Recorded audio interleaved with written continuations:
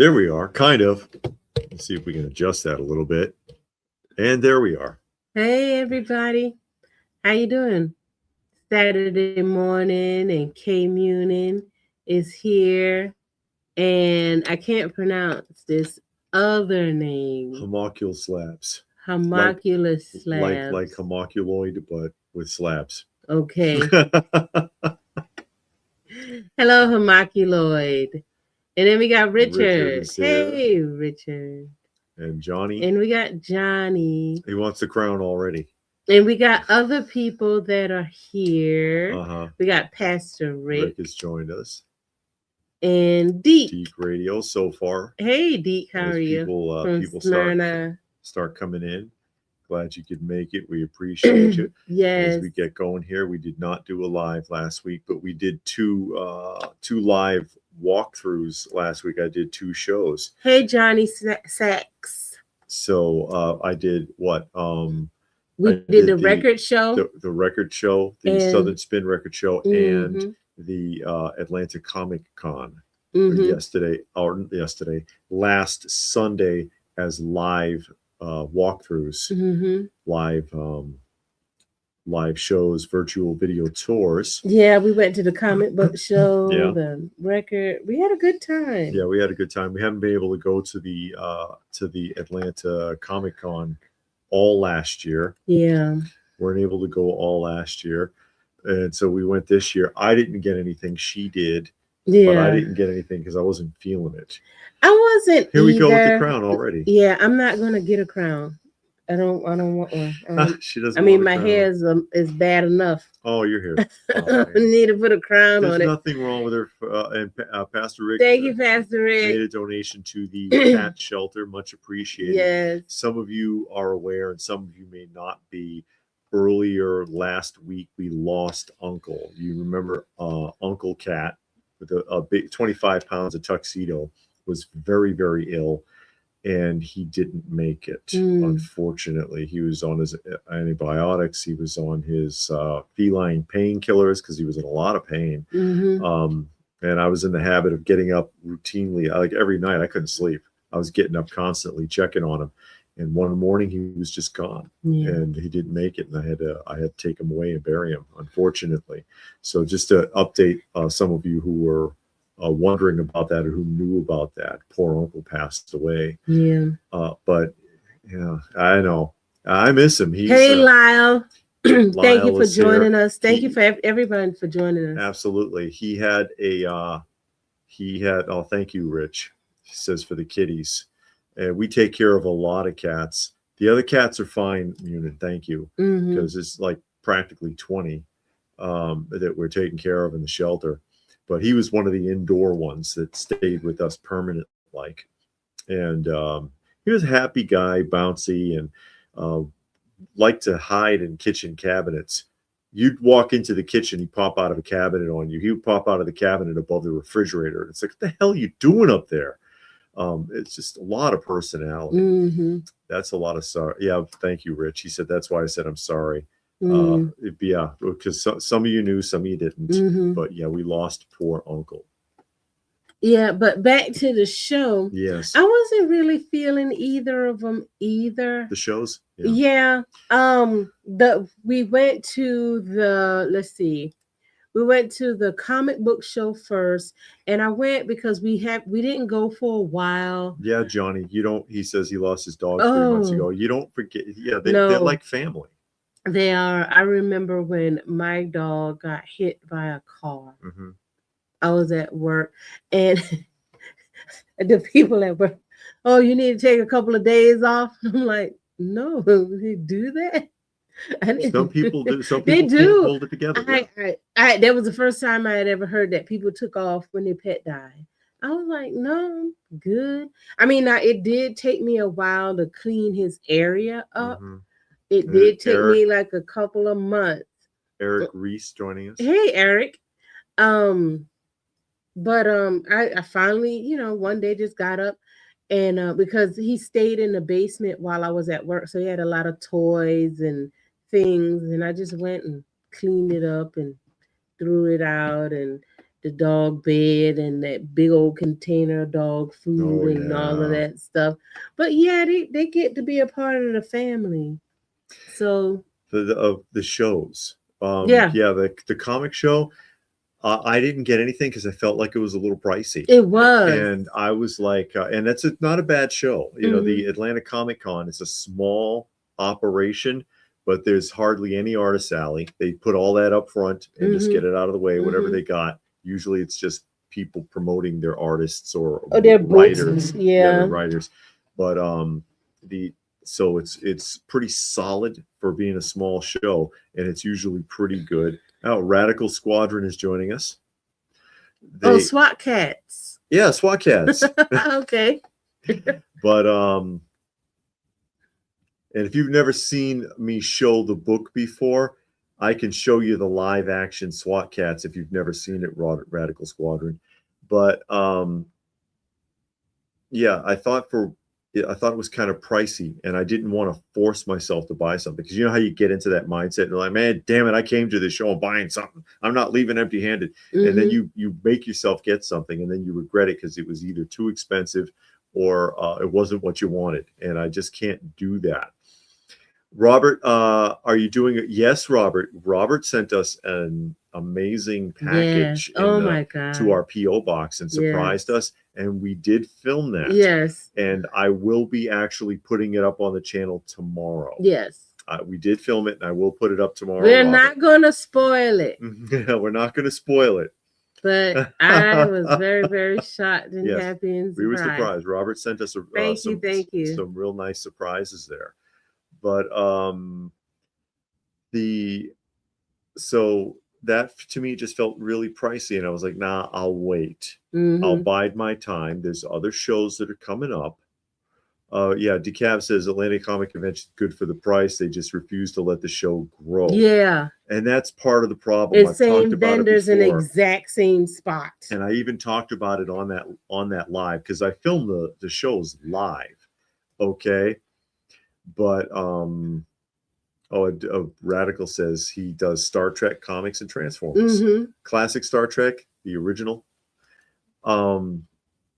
That you got to die to get into that show. Someone has to die. And I say that tongue in cheek, because that's how the last vendor got a spot.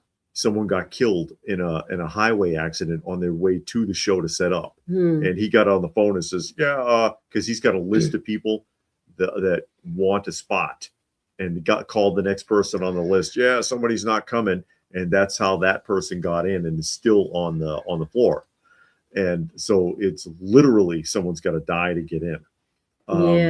But he could, in my opinion, my humble opinion, there are a few changes. There's a little bit of a configuring that could be done to open up a little bit more space. The booth could be moved to the side where the water table is, where you come in and you get your t-shirt and pay.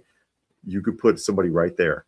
Also, if you put a throughway in the middle of the room, because there's a big gap, make a path right there, and you could get 4 more tables on either 2 on either side, and you could get some more vendors in there. But you know, it is what it is. I think you should move it all together, because it's at a hotel, and it was a free parking hotel, and then now they got a paid parking. Paid parking. Sometimes the gate works, and you have to pay. Sometimes the gate doesn't work, and you don't out. Yeah, so it's kind of hit or miss. Yeah, you know. But if he got a bigger venue, you could get way more. I mean, you don't have to get something like gigantic, but just a little bigger with free parking. It's a lot of places around that would love to have a show like that come in there. There you go, Radical Squadron. But I don't know. I got everybody except for Ensign Kim on here. He's the only one I was never able to track down, but everybody else's signature main cast are on here. Yeah, but the show, all in all, it's a good show, but you have the same vendors and they have the same books. and everybody knows what everybody's selling. Everybody knows what everybody price is. Yeah. And this time, it just felt off. more. Now, granted, we haven't been in a year. True. In literally a year. The last time we went was in January of 2025. So it's been literally a year. So prices could have been sneaking up, but because we haven't been to any comic book show, we just missed out on that part. So, but I just was like, okay, I'm going because we haven't gone. David needs to film, and I'll just walk around. Sure. And then a vendor that we normally buy from, he actually had 2 books I was interested in.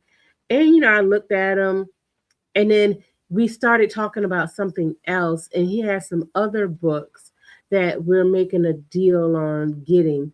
And then I walked around some more, and I was like, okay, I'll walk around a little bit, and then I'm going to go sit in the lobby. And I was just messing around with this guy boxes, and he was like, you look for anything interesting? And I was like, yeah, crime books, thinking he gonna be like, oh yeah, I didn't bring any. He's like, oh yeah, I got 4 boxes at the end of the table. I went, and he had some good ones, so I picked them up. Rich, it was free parking, now it's paid parking. I think it's $8. Yeah. And the tickets are actually $5 a piece. Yeah, which is not bad. You do get a free t-shirt. You do. So, I mean, all in all, when you round it out compared to other shows, it's still cheaper. Yes. But then, you know how you just feel some kind of way, like, man, I got to pay for parking. Johnny asked about the posters. I have no idea, because I did ask that guy. Oh, yeah. I did ask him. And he says, oh, the price ranges is anywhere from $25 to $2,000 a piece. And I'm like, and I had said some things, while I was, because this is a live stream, but I'm not going to hold back. I'm going to be honest. And I was like, people, let me tell you something. None of those are going to be worth $2,000, because I'm standing 10 feet from this table and I could smell the mildew from here. Those were exposed to moisture to the point that they picked up mildew, and you can smell it. And I'm like, plus they're all folded. They were all folded up. So, I mean, if you can get that cleaned out, there's a lot of process you'd have to go through to restore those posters. I guarantee none of them are going to be worth $2,000. Yeah. Richard, it's the same vendors. There was not a new vendor. Stock rotates though. Stock does rotate, but everybody basically got the same book. One vendor moved from their regular spot to another spot. I mean, because you literally know where each vendor posts up. Usually is going to be. Yeah. And the one vendor moved. Well, actually 2 vendors moved to a different spot. That was the only change. Outside of that, everything was the same. Everything was the same. But I mean, it's still cool. You look at some books. This one vendor that rarely has romance books had this really nice romance book that I was interested in getting, but I saw the price and I was like, I don't want to pay that. So I just kind of walked on. Oh no. But it was fine. And then we went to the record show after, and I got stuck at one table. Guy convinced me to get some stuff, and it wasn't bad, but it was just like, do I really need a whole run of Ohio players? Yes. Really. Oh, you're on the record show. Yeah. And also with the record show, and it's not a knock on CCS, Charlie's Collectible Show, when they're at the VA hall, they get more vendors. A lot more vendors. But the trade-off, and I talked about this on the live stream too, because I did 2 last Sunday, is if you're going to CCS in Stone Mountain, you're getting in for free. Yeah, it is free. At the other place, you're going to pay, what is it, $5? I think it's $5. Yeah, $5 to get in. But there'll be twice as many vendors at the other venue. That's the trade-off. Yeah. So you get more opportunity, more stock, more picking if you go to the VA location. Yeah. But if you go to the Charlie's Collectible location, you'll get in free, but less vendors are going to come there. Yeah, it's like, I think less than quarter of the vendors, because the space isn't there. Because at Charlie's Collectible, you have people that are permanently set up. Yes. Because they have it's like an antique it's mall. like an antique mall of toys.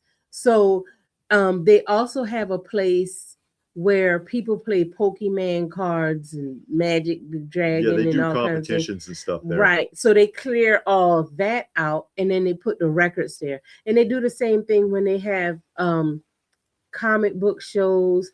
I went there one weekend and they had a card show. And all they were selling was cards, those Magic the Gathering cards. And there's a lot of those vendors there. Yeah. And oh man, the place was jam-packed that day. I didn't know that was going on. I went to actually buy David a birthday or Christmas gift or something. And it was a vendor. It was birthday. There. I know what you were doing. Yeah. Yeah. And a vendor was there that I knew had something I wanted, but I didn't get it because one, they wanted too much and then tried to tell me that it was worth something it wasn't. I already knew on eBay what it was worth or what I could get it for. And then it wasn't complete. No, so he had 3D printed parts, which I hate that. Yeah. I hate that. I could just get a reprint of a poster I like. Oh, okay, he get reprint. Yeah, they're posters. still talking about those posters because that's a wide range. He was serious. Yeah, he wasn't kidding. And I actually went to that vendor before David got there, and he had literally the posters were like stacked this high. He had them open. He was unfolding them when I got there, and you had to I'm like, are you gonna hang these up? And he's like, no. So you got so I'm like, how do you look? So I'm standing there and I'm kind of pulling up one end. I'm at the top and I'm pulling up one end, and there's a guy at the bottom. He's pulling up the bottom. And I'm like, nah, I don't want to mess with this too much because I don't want to tear it. Yeah, because they were fragile. And I'm just like, they all needed love. And it's like that was not the guy. My best guess, he found those at an estate sale or in a storage locker buyout or something. And they were all stacked in a box and forgotten for 30 years. And he was just like, oh, these are valuable. Let me take these out. And he's just going to go on eBay and look and see what they're worth if you ask about one. That's the impression I got. But they needed treatment. They needed to be cleaned up. They needed, because they had a strong mildew smell. They needed to be cleaned. Like smoke. They needed to be properly rolled. There's a lot. Even if you weren't going to go through the whole cleaning and pressing process with them, which a lot of people can't or can't afford, they at least need some kind of treatment, and that wasn't the guy. You know what Geek says, I heard someone describe CCS as a mini con every weekend. Is that fairly accurate? Well, I wouldn't say a mini con. Usually like once a month-ish, they do some kind of show. Yeah. They do a theme. Yeah. Or they do a competition with their cards, because they do a lot of card games. And I think it's really kind of gone in that direction where when we first went there was more toy vendors. Hey Bob. But now there's more so card vendors, Magic the Gathering, Warhammer, Pokemon, Yu-Gi-Oh, whatever. Yeah, I always classify it as an antique mall of only toys, of just toys or collectible stuff. Or collectible pop culture type stuff. Every vendor is either selling some type of toy, Magic the Gathering card. Hey, Raccoon. You changed your name again. You threw the Ann on the end of it. Ann is her actual name. Ann is her name, I know. But it's like that. But like David said, if you go on their website, every weekend, basically, they're doing something. They have like the outdoor yard sale, outdoor, indoor. They got the record show. They got a comic show. They got the Magic the Gathering going on. Hey, Patrick.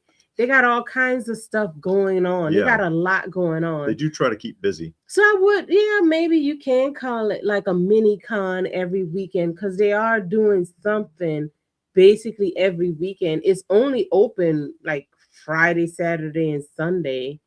So it's like a mini. Oh yes, sorry, Stone Sour. Thank you. Stone Sour made a donation to the channel, and he's joining us today. And Stone Sour, I mentioned it earlier. I don't know if you were aware, Uncle did not make it. Uncle, our cat Uncle, who was very ill, he did not make it. Unfortunately, he died a few days ago, early in the morning. Yeah, but K-Muna says the Pokemon cards aren't moving. Yeah, and we see a lot of that stuff at the shows, and I don't know anything about it because I've never really been into that, so I don't know how well that stuff sells or not. Yeah. I do know that there's a lot of fighting with vendors over that crap. They go to Walmart or Target or whatever, and they stumble over each other, trying to buy up those blocks that they sell, and then those don't sell. So it's like you're fighting over that stuff for nothing, because it doesn't seem like anybody wants any of the modern stuff. Sounds like the same problem with comic books. Well, from my understanding, within the block, you have like onesie, twosies that are like chases or special or something. That's the same. That's the same as like any other trading card. Yeah. And all anybody wants are the exclusives, and the rest of it they don't give a damn about. Or in the modern comic books, everybody wants the variant covers, and no one wants to buy the regular stock. And then you hear vendors talking about that they're sick of doing it because the variants are the only ones that sell, and then they got 500 copies of whatever comic book, and they got to put them in bins 10 for $1 to get rid of them. You know what I mean? Yeah, Johnny explaining about the posters. I'm pretty sure those were all original. Yeah, they all look like movie posters, like they came from a theater. They look like the originals. Yeah, like maybe somebody worked at a movie theater and then they just kept all of the posters. My question is, do people actually play the game, or do they just collect the cards for fun? I don't know. So is it a game? I don't even know how it goes. It's like Uno. It's a card game. Oh, okay. But I think it's both.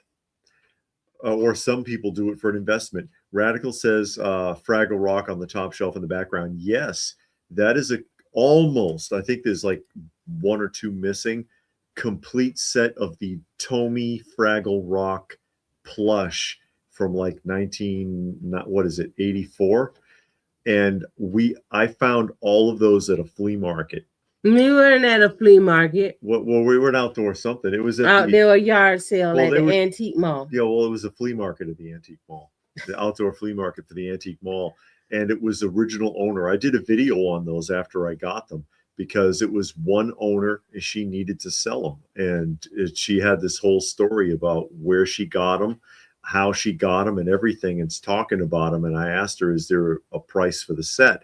And she was heartbroken to sell them. And then I told her, we're a private toy museum. I'm not going to flip these on eBay. And she grabbed me and hugged me. She was so excited. She was like, "Oh my God, I was hoping something like that would happen." Because, these are I've been holding on to them for decades. These are my childhood pieces. And like I said, told the whole story about getting them on the St. Simon Island. There was a toy store, Father Goose, on St. Simon's Island. And when she'd go to visit her grandparents there, every time she went, they would take her to Father Goose and she could pick one. And that's how she got the whole set. And they're all like mint with tags. They're in fantastic shape. And I got a really, really good price on them. But I was like, no, I'm not going to flip them. I'm really interested in them. And so now they have a nice, safe home right there. David is seeing more and more collectors switching over to vintage more than modern. I think people are getting sick and tired of the constant cranking out of the modern figures, just too much. Indeed. Like when we showed that last round of G.I. Joe Classified, and I was like, you do realize this is number 197. And it's like, God, it's only been like what, 3 years or something, or I forget how long GI Joe classified, 3 or 4 years, guys. I don't know. It's like it is. They don't stop. All of these toy lines, the Star Wars Black series, the modern wrestling figures, all of it, they have made more than the original lines ever produced. Already, just in a couple of years, they've cranked out more than you got from the original lines, and there's no signs of stopping. Well, the thing that I see, and it's gonna crash and burn soon. The only people that are still buying toys, well, not 100% only people, but the majority of the people that are buying toys are our age, maybe a little bit younger and a little older. So once that block of people are done buying toys or die off, there's not going to be any more people to buy toys. You know what I mean? So they constantly make these nostalgia toys to pull at your little heartstrings, hoping that people are going to buy them, and they're not putting any heart and feeling into it.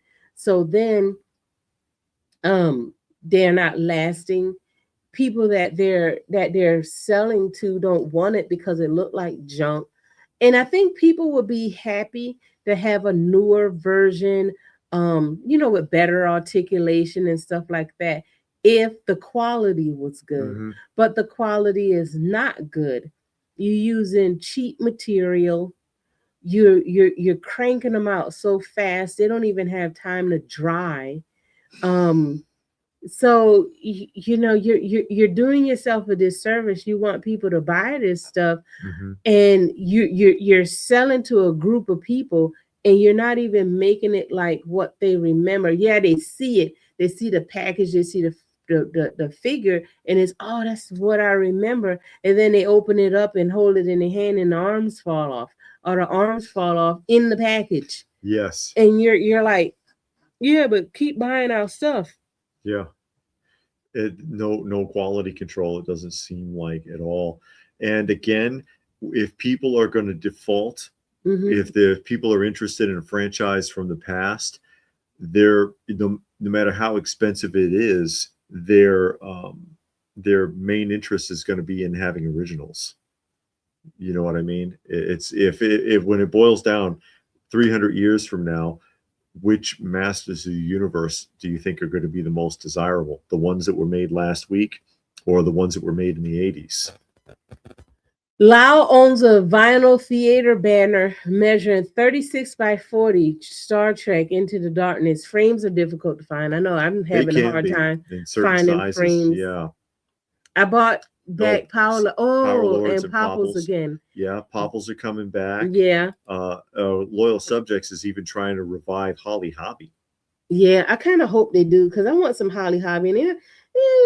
They're not that bad. They're not that expensive, because it's a dead franchise. It's been forgotten. Yeah, it's kind of hard to find them, though. Like Raggedy. The reason she's having a problem is because she's not looking for the rag dolls. No. The rag dolls you can find easy. Yeah, I want the carded figures. She wants the action figures, because Knickerbocker actually made Holly Hobby 5-inch action figures on the card. Yeah. And that's what she's after. And those are tough to find, but they're not going to redo those. They're going to redo the rag dolls. Yeah, but I want that garbage. But yeah, you can find the original rag dolls from Knickerbocker, depending upon the size, because they made them in 5 different sizes, all the way up to 36-inch. Wow. Raggedy Ann and Andy too, 5 or 6 sizes. You can find them even in the box, up to a certain point, fairly cheap.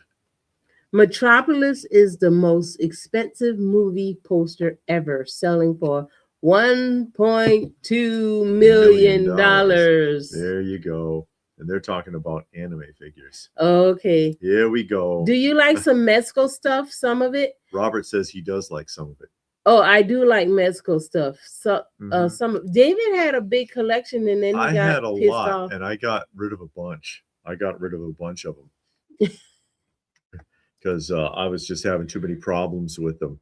Those, the Hot Toys, the Mondo Masters of the Universe, because I really liked the sculpts on those, but they were falling apart. And that's what kills me. It's like I'm spending $200-300 on an action figure. You expect it to hold up. You would think. I got stuff from the 60s. I've got my Structo. I've in the toy museum in room 1. The 1935 Structo steel pressed lever action clockwork tank, and the damn thing still works. But you make me a modern action figure and I put it on the shelf, and like 2 months later his hands are falling out of the sockets. I mean, come on. Robert, most of his stuff is 1/6 scale and NECA. Saturday morning says anime only toy store. Just wow. Oh, that's anime only. Anime only. Stores in my area have basically given up on NECA. Only Ross carries them anymore. No. We kind of stopped going to the toy section in Walmart. We stopped going like a couple of years now. We haven't bothered. Because it's like nothing is there, so we just don't go. Yeah, no Mighty Max, no Bluebird. Well, Mattel, but Bluebird originally with the Polly Pocket, which then morphed into Mighty Max, and then everybody copied it. Even Captain Crunch had a mail order submarine that was in the same style with the little tiny figure. Star Wars did it, Ninja Turtles did it. Everybody was copying that back in the day. Extreme Zone, hey, they definitely don't make them like they used to. Not just action figures. You're right. Everything. Everything. Vinyl records, CDs, books, wood. Doesn't matter what it is. That's true, actually, because there's a difference between you go buy a regular 2x4 and they got the regular pine 2x4 and they got old growth 2x4. Huge difference between the durability of both, and also the old growth termites aren't usually interested in it. That new stuff, they want to grind it up. There's something to think about. David sold most of his NECA, got tired of the figures snapping right off in the package and falling apart. Just standing on the shelf. What a waste of money. And see, this is the thing. Like I said, I really believe a lot of people wouldn't mind buying the new figures if they held up. Like David just said, those NECA figures are new. They're falling apart just standing on the shelf. But how many of us got some figures from the 80s, the 70s, the 60s, and they still holding together? The clothes, isn't like disintegrating. Yeah. The arms are still there. You got to like yank the arms out of the socket. But like Hot Toys, they got the fake leather clothing on them, and the stuff is shredding. Yeah, it's shredding after like a year or two. But then you go to G.I. Joe 1965 Tank Commander outfit, which is also a leather jacket. It's pleather. It's fake. Go to any show where there is one. It's intact. I guarantee it. Unless some kid really messed it up. Those jackets held up. How come they held up from the 60s with pleather, but Hot Toys puts something pleather out and it disintegrates after a year? Doesn't make any sense. Slabs like the G.I. Joe classifies. That's his main focus, but you got to be selective. And that's another thing. They come out with it so much. Even if you said, yeah, I do like it, I don't care at all. They come out with it so much at one time, you can't afford it. Yeah. So then you got to, wait. Or they drop a convention exclusive on you, and then aftermarket is the only way you can get it, and it costs a damn fortune. I thought the Battlestar Galactica figures were cool, especially the plane. But that plane was Viper, like $200. $250 for the Viper. And the figures 3 3/4 inch, 1/18 scale, G.I. Joe size, $30 a pop. What was the original size of the figures? Same size. Oh, same size. 3 3/4. Yeah, 3 3/4 inch. Although they were 5 points articulation, not like 9 or 11, whatever those new ones are. I can't tell. My Count 80 Sesame Street puppet still here on my shelf, as well as a plush Pac-Man from '82. Which Count? The one from Child Guidance? Johnny said, "Tell him about that wood." You never heard that You never before. heard that? Old growth.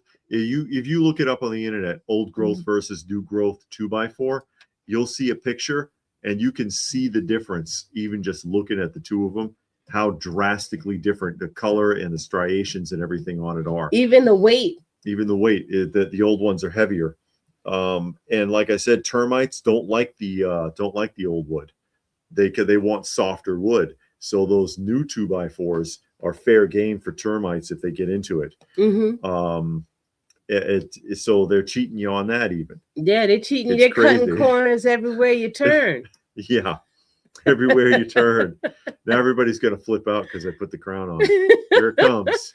David is totally correct. My friend collected almost exclusively hot toys, and he told me horror stories about outfits disintegrating. Kim, you got I meant to say that you got a new thumbnail. It looks like. But I mean, like I said, I could go grab any of my 60s G.I. Joe off the shelf right now, fully dressed and everything. And the costume is in great shape. Unless some kid really murdered the thing. Yeah. Which is not unlikely. But Robert says he heard the Viper lights up on the inside. And the thrusters light up. Okay, I so was they wondering put a battery in if it lights up. That's the least they could do. But I mean, you had light up toys and vehicles. Hell, the original TIE Fighter had lights and sounds, and it didn't cost the equivalent of $250 in the 70s and 80s. Saturday Morning says that is the 73 count. Okay. But he's missing his hair. Oh no. Don't get me started on Hot Toys. Had a Captain America headpiece. Oh right off when trying to switch out the heads. Blue splash. That's too bad. That's why David stopped with Mondo. He was doing that unboxing and review, and it snapped in his hand out of the box. It snapped in his hand. That's right. The 30th anniversary He-Man. And when I pulled him out, the torso broke clean in half. And I was like, "Oh, you got to be shitting me!" Oh, from one piece. But okay, that's the that was the last straw because that was the third one in a row with major defects, and that was the worst yet. And they offered to replace the torso. I'm like, "No, I don't think so. I just want a refund." Yeah, and they gave me the refund. I'll give them that. Yeah, but they really buried themselves with that. But in that line, it was a lot of complaints because they had to refund a lot of figures that it broke off. More than half of their 30th anniversary He-Man snapped in the torso. It broke.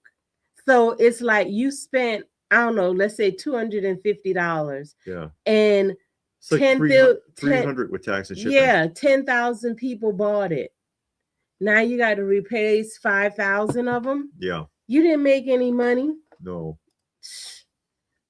Yeah, but that was crazy. But yeah, just the whole collecting thing, in this day and age, with all of the modern, and we're not just talking about toys, we're talking about everything, comic books, we're talking about records, we're talking about spoon sets, whatever you collect, the quality has just gone down so drastically with the type of vinyl you put it on. It starts skipping immediately out of the package. You get it out of the packages already. And then I realized a lot of that has to do with the quality of the stereo system too. Mm-hmm. So if you got this cheap record player from Walmart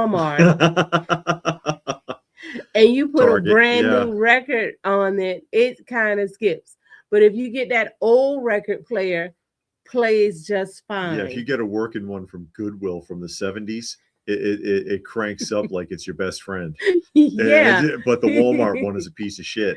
And what I was thinking, and I had told somebody this, and think about it. Everybody in the chat, think about it, or people that are watching. When you were little, you had a washing machine. That washing machine, that refrigerator never broke down. It didn't leak. It didn't do nothing. Yeah. You went to it. It was doing what it was supposed to do, unless you did something stupid. Now you get a brand new washing machine from Home Depot, the Samsung you paid $2,000 for, and you got to hook it up to the Wi-Fi and the Bluetooth and all of this right there. And then 3 months later, it's leaking. And they talk about, oh, you need a new seal. And you're like, how'd that happen? How'd that happen? The washing machine I had when I was a kid, all the way up until I was 21, it was working when I left home. You have to, and now this $2,000 washing machine that I got to hook up to the Wi-Fi and all of that, it's not working. Saddest example, and you know what I'm talking about too. You will hear in a second because you know the garden hose. You know what? He's laughing because when we bought this house, okay, this is an original owner house. One owner house, and he left his stuff in the house, including his garden hose. Yeah. Okay. Thank you, Rob. I almost said Robert. Richie made a donation to the channel. Thank you, Richie. The garden hose is the is the original garden hose he bought when he got the house more than 30 years ago, when the house was built. Yeah. Still works. No problems with this garden hose. Not leaking. It doesn't have that big bubble in the middle. In the last 10 years, I haven't been able to buy a garden hose that's lasted 3 weeks. No matter how expensive it was. It bursts, it leaks, it splits, something. This guy's got a 34-year-old garden hose that's hanging in the garage. Yeah, that one works fine. I use it all the time. I bought it at the same time when they finished building the house. No problems with it. I mean, seriously, that if nothing else tells you that they're all screwing you right now across the board in every industry, that's it. I ought to do a whole video about the freaking garden hose. The problem with I can't believe it. I'm like, this works still. This is because he's got a lot of stuff in here that's the original stuff that he bought when he bought the house. When the house was finished being built in like 1989 or whatever, and it still works perfectly. Even the oven, and then I was like, oh yeah, I'm gonna get me a brand new oven. She's got like Brady Bunch looking over and under oven, right? Man, that oven works so good. It's got the flip clock built into it, with a little knob and you can hear it clicking all day because it's the drop click like clock on the oven, and it's like, oh, this thing's gonna suck. No, it's perfect. Man, it warms right up. Yeah. The timer works. It works. And then when we got our other house, house we had before this, we bought a brand new stove, the stove/oven. Man, a year later it needs a new circuit board. The damn thing's like $420. Yeah. The problem with Mondo is they use the cheap stuff. Now, the thing I will say this about Mondo, they weren't bad until they merged with Funko. Funko. When they merged with Funko, it really got bad. Yeah, get vinyl record player. Oh, I had a cheap record player that I did too. How to send it back because the speakers blew. I bought a cheap record player from Walmart. Wasn't working. Bought another one from Amazon. This thing didn't even weigh a pound.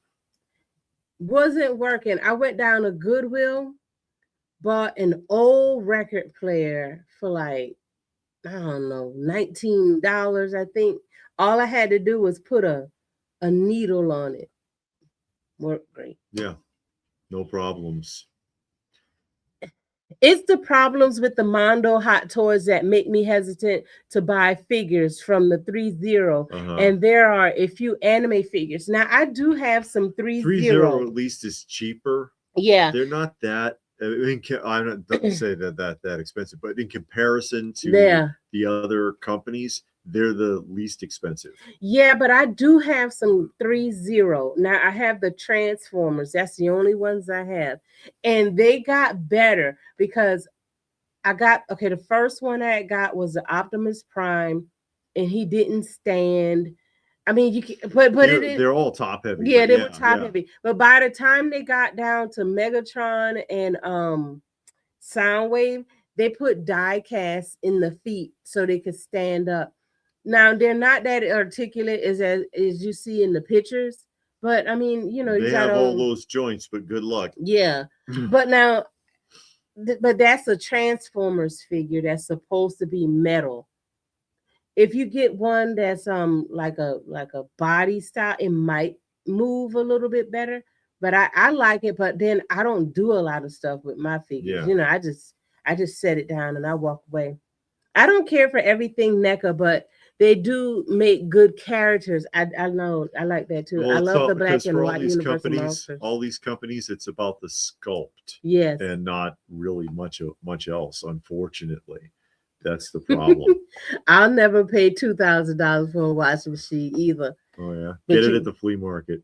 Yeah, you get it at the flea market. At that, I go into Home Depot in the clearance section, the scratch and dent. It worked. It just got a dent on the side. Who's gonna see that? Who cares? Yeah, nobody cares. Somebody's gonna come to your house. I see that you have a dent on your washing machine. Oh, I knew it. David, I hear you on that garden hose they came in, and he got a few stories of his own. That'd be incredible. Yes, Saturday morning, a refrigerator with a TV and a PC, and it tells you how much food you got in the refrigerator. That's spying. I hate that. Yeah, I know. That's so Amazon knows what's in your refrigerator. But Retro Hawk says they don't make them like they used to. No, they don't. No. Yeah, that's right. They have the cameras inside so you can look at the screen, or it can tell you on your app if you need milk. Didn't you pick up the jug of milk this morning? Don't you know how much is in there? You remember when you like, okay, we got to go grocery shopping. Let me get a list. And you walk to the kitchen. You open up the, okay, we out of milk. Let me write that down. Look in the can. Oh, we low on sugar. Write that down. Oh, yeah, don't forget the bread. Oh, yeah, bread. Write that down. We need some jelly. Write that down. Now it's, Alexa, what do I need on my shopping list? Oh, I think you are low on bread and milk. Get the hell out of here. Or she'll say, do you want me to keep a shopping list for you? Oh, my God. Do you want to add that to your shopping list? No, I can write it down. Me and David sit down. Thank you, Stone When Sour. we say we're going to the grocery store, I get the paper and he yells out. Oh yeah, he yells out things and I write it down. Yeah. What's wrong with that? I know. They want us to be codependent on an algorithm. That's why, so that we don't think at all. Extreme Zone says it's because they don't take their time making these things. In the factory, there's always pump them out faster and faster, whatever. And some of you have seen when I did the video on the Mattel Shogun Godzilla. I did a showcase where it's a clinic where I describe the differences between the 3 American versions and the original Popey, what's called Jumbosaurus Godzilla from the mid 70s, right? And explain the differences. Why do you think there are so many versions? Okay, I mean, yeah, the original Mattel Shogun Godzilla barely looks like the one from you couldn't, if you put them side by side, the only thing that looks similar is the arms. Really, Mattel retooled a lot of it, but they kept changing it. There's 3 specific American versions. There's an early version, slight variants for the first one, but 3 main versions. And they kept changing it because of consumer complaints. Within just, from like 77 to 1980, they made 3 drastic changes because people were saying, hey, there's a problem with this. Hey, there's a problem with that. And Mattel's like, all right, let's fix this. They don't care anymore. They don't care anymore. Something's wrong with it. Oh, boil it. Boil it in some warm water before you try bending the elbows, and they give you all kinds of stuff like that. I don't boil my action figure. Well, what's Rich saying there? Richard bought $100 record player on Temu that actually has a return arm. Oh wow. Whatever, Richard. I don't want to talk to you no more. This live stream. Oh. I'm messing with you. No, I bought a What did you buy? When after I bought all those cheap record players, and I was like, no, I'm gonna actually get a really good record player. I bought a really good record player, and it doesn't have a return arm. It doesn't That's shut the off only automatically. thing about that record player I can say I don't like. It doesn't have a return arm. You don't want it to keep winding at the end because you wear out your needle. Yeah. Yeah. And you can dig a groove in the record. Yeah. What? It does. No, Munin talking about pops in the clearance aisle. It surprises you? They always had pops in the but they had them in there for a while. I got the Super 7 reaction typewriter in LPH. I can't believe you don't remember the typewriter. I love it. She has to see it. If she saw one of the sketches, and that's why I was saying I do have old school Sesame Street, and I want to put it into the rotation. Hold on a second. I can show it to you. I've got it right here, I believe. I got the old school Sesame Street, and I actually have the old school Electric Company, and these are like best of. See, right here. Best of Electric Company. This, I did open Barnes and Noble. Yeah, this originally was at Barnes and Noble, but the best of the Electric Company with all their best sketches, and then old school Sesame Streets volumes 1 and 2, and this is the 60s and 70s stuff, including the pilot episode, which probably nobody's ever seen. But when you're talking Orange, Oscar the Grouch, Harry Monster, Sam the Robot, stuff like that, and all the classic sketches like the pinball sketch 1, 2, 3, 4, 5. You remember the Pointer Sisters? The Pointer Sisters were singing that, and the typewriters on here, and all of that really amazing stuff that we remember the best. All the pre-Elmo era. They can't put everything because they did like 200 episodes a year, so there's no way they can make it. Yeah, there'd be like. This would be like a massive volume set otherwise, but this is good enough right here because this will pull all your heartstrings watching these. Yeah. They're amazing. They're amazing, as well as this. How imaginative! And this is just basically improv phonics to teach you how to do like sentence structure and enunciation and everything. Which has never been properly duplicated. None of this, but yeah, I want to get this into our rotation, and we'll watch this together because why not? Because we're all about that nostalgia. Reynard, love your cereal commercials. Oh, which one? All of them. No. I mean, which the one that I just did recently, the 50s and 60s cereals commercials. I had a hard time finding those. But yeah, I put one up just recently. Some of you, if anybody in here is new, I do for nostalgic purposes. I put up blocks of retro commercials or holiday specials that you may have forgotten of. I put up one for the commercials. Hey, Steve. I put up one for holiday commercials for where am I? Okay, the cereal commercials from the 50s and 60s just recently. Forgotten Easter specials with like 70s and 80s Easter commercials, which are hard to find. And then I just did one for St. Patrick's Day, which, man, that's tough because there's like nothing. It's a vintage St. Patrick's Day commercials, but they're also with some specials. And there's Michael. Some of the specials that I wanted to put up, you can't. Like the probably the most famous one is the Rankin Bass Christmas Leprechaun or something like that, and it's a stop motion Rankin Bass one. You can't even put 2 minutes of any of the stop motion Rankin Bass up without some kind of problem with RooTube. Yeah, not so much a room swap. They have a lobby swap. Yes. So in a section at the hotel, in the lobby of the hotel, everybody kind of get together and they do their swap there.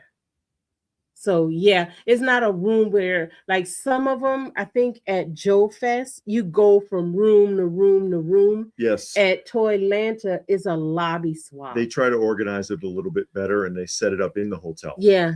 But in a room in the hotel, so that you don't have to run all over the building. Yeah, you just in the lobby, and you just go in there, and then people are selling their That's stuff. it. Saturday morning, Leprechaun's Christmas Gold. I said it all backwards, but I knew what I was talking about. But yeah, but they if you look it up, if you try to look it up on YouTube, you see a lot of clips, a minute of this, 2 minutes of that, and it's like, I didn't want to do that, and I didn't want to get in trouble either.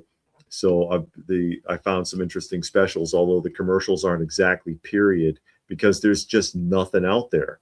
I have probably the biggest commercial block of vintage St. Patrick's commercials on YouTube, and it's barely 20 minutes. Robert, what's a room swap? He says it's where they set up a room in the hotel, like one of their conference rooms or something, and they put tables in it, and people who are staying at the hotel who brought things they want to trade or sell to have extra cash for the show will go there and put their stuff on the table, and let when the show closes, they'll come to the hotel and walk around and look and see if there's anything they want. Basically, it's like putting a mini flea market in a conference room in the hotel. There you go. Boxer Richie remembers Easy Reader with Morgan Freeman, and Easy Reader's first comic book appearances in Spidey 1. Spidey Comics #1, based off of the Electric Company show. So there you go. But yeah, I like putting those up. And I got a couple more lined up that I'm going to do here soon. There's nothing for Mother's Day, nothing for Valentine's Day, specials even that you can even use.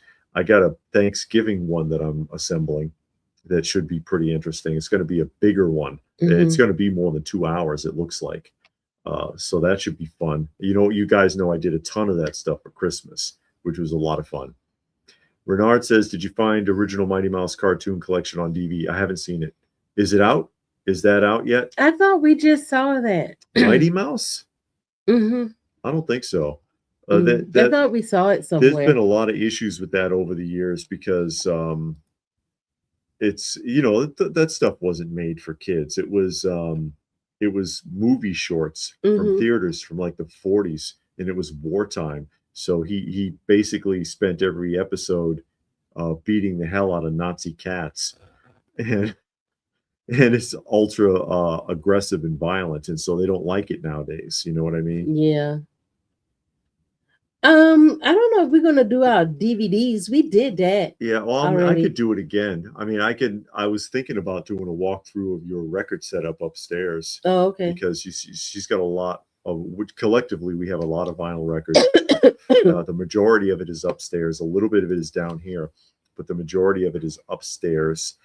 And there's a lot of LPs, a lot of 45s, a lot of 45s, almost 1,000 45s, I believe. And a nice record setup, the handmade cabinets, for the records, and just walk through and discuss it a little bit. I could do that again as we start doing tours again. I got to do a proper tour of Toy Room 1, and then because here I might as soon as next week, I might be starting construction on Toy Room 2, actually. Yeah, that's what Extreme Zone was just acting. It's work in progress, because we last year was really rough on us. We had a very, very hard time. A lot of things going on, a lot of family issues. Yeah. And so, got the lounge is pretty much done. There's just a couple of things need to be done in here. Get some posters up, put up some proper curtains to block out the sunlight. Toy Room 2, This is lounge room. Toy room 1 is pretty much done. Then toy room 2 and 3 need to be done, but completely, like from the studs out. And that's going to be a lot of work, but I might be able to get to that starting next week. And we'll see how far I can get before Toylanta and start getting all of that set up and under construction.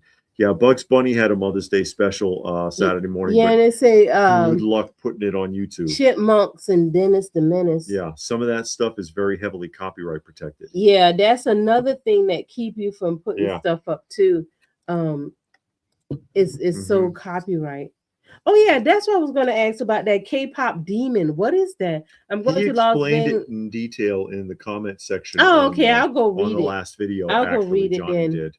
You didn't see it yet. I'm going to Las Vegas Comic-Con in April to get signatures for my. Oh, okay, you got the movie poster from that. Isn't that a movie? Hey, K-pop demon. If the TV show, I think, if the dolls are out, you could get them to sign those. Yeah, or at least sign the box or the the box, of course, on the window box. Thank you, Unit. Says best luck on the projects. Yeah. What about Heckle and Jekyll or Baby Huey? Yeah, Herman the Mouse. They don't want you to. They don't want you to see Baby Huey at all either, or Heckle and Jekyll anymore. Yeah.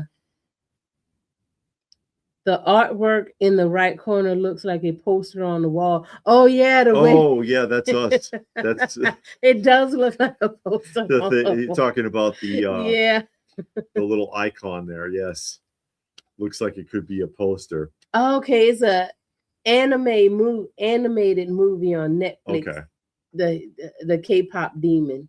They got a hot toy of that. Didn't you just show the hot toy a few weeks ago? The difference, though, of course, if you get it from Mattel, it'll probably be $50 a piece. But if you get it from Hot Toys, it'll be $300. Yeah, but it'll be 1/6 scale with either removable clothes. Yes, either way. Why you want to undress them? Movie from Spider-Verse movie team. Oh my god! I'm going to try to go to El Paso Comic-Con this year. I live in El Paso. Oh okay. Michael lives in El Paso. Paso, Texas. Check it out and see how it feels. Hey, Stone Sour's also in El Paso. Maybe you'll run into each other there. Yeah, at the show. Saturday morning says Baby You and Heckle and Jekyll are on Me TV Tunes. Well, yeah, it's Me TV. They strayed away from Baby Huey because they were under the impression, modern people were under the impression it was making fun of people with Down syndrome. Hardly, because Baby Huey used to save everybody by the end of the video. Oh. I don't know if you remember Baby Huey. I don't remember. They used to play with the Casper tunes. Oh, okay. I lost my train of thought. It'll come back to me. Okay. Oddly enough, the K-pop Demon Hunter exclusive shirt is at my GameStop. It's just sitting there. Oh, is it? Everything is sitting at GameStop. That's why they're facing bankruptcy. That's a shame. Yeah, it is. Well, because all of the video games, and we kind of talked about that in a video that's going to be coming up soon. We got a bunch of projects and the irons in the fire here. You went from arcade to home video game, and you had the video game console. Now everything moved from the console to the streaming. Yeah. So you had places like the arcade center.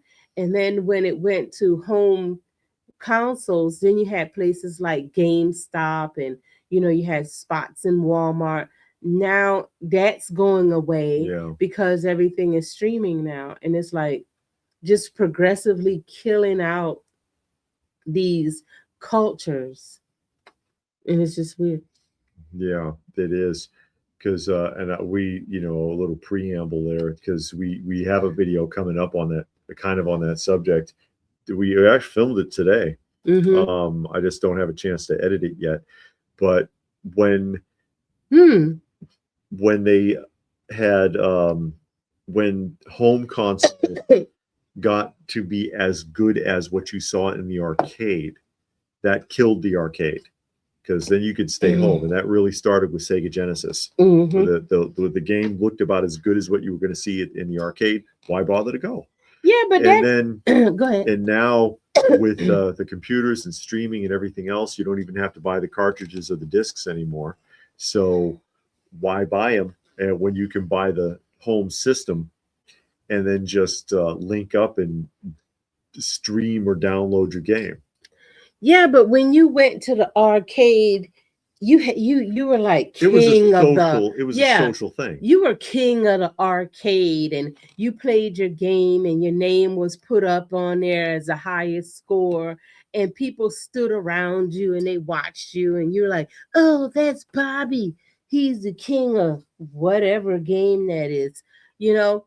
And then you went to the home system, and now you're playing at home, and you can tell people, oh yeah, I beat Mike Tyson Punch Out or whatever. How they know you did anything? How they know what your highest score was? When you went to the arcade, the thing saved it. You could put your name on there and all of that.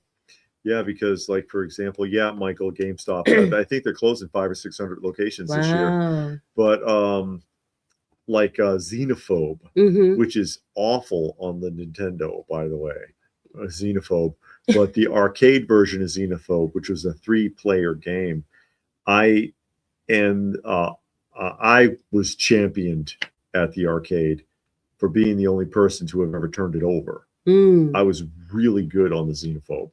I rolled that sucker over, and it was forced to restart the system, and that was they were floored, you know. So I was around during that era. And but again, when the arcades at home got as good as or better than the systems that were in the arcade, why bother to go? But then, of course, it's a cultural thing, so you lose that culture.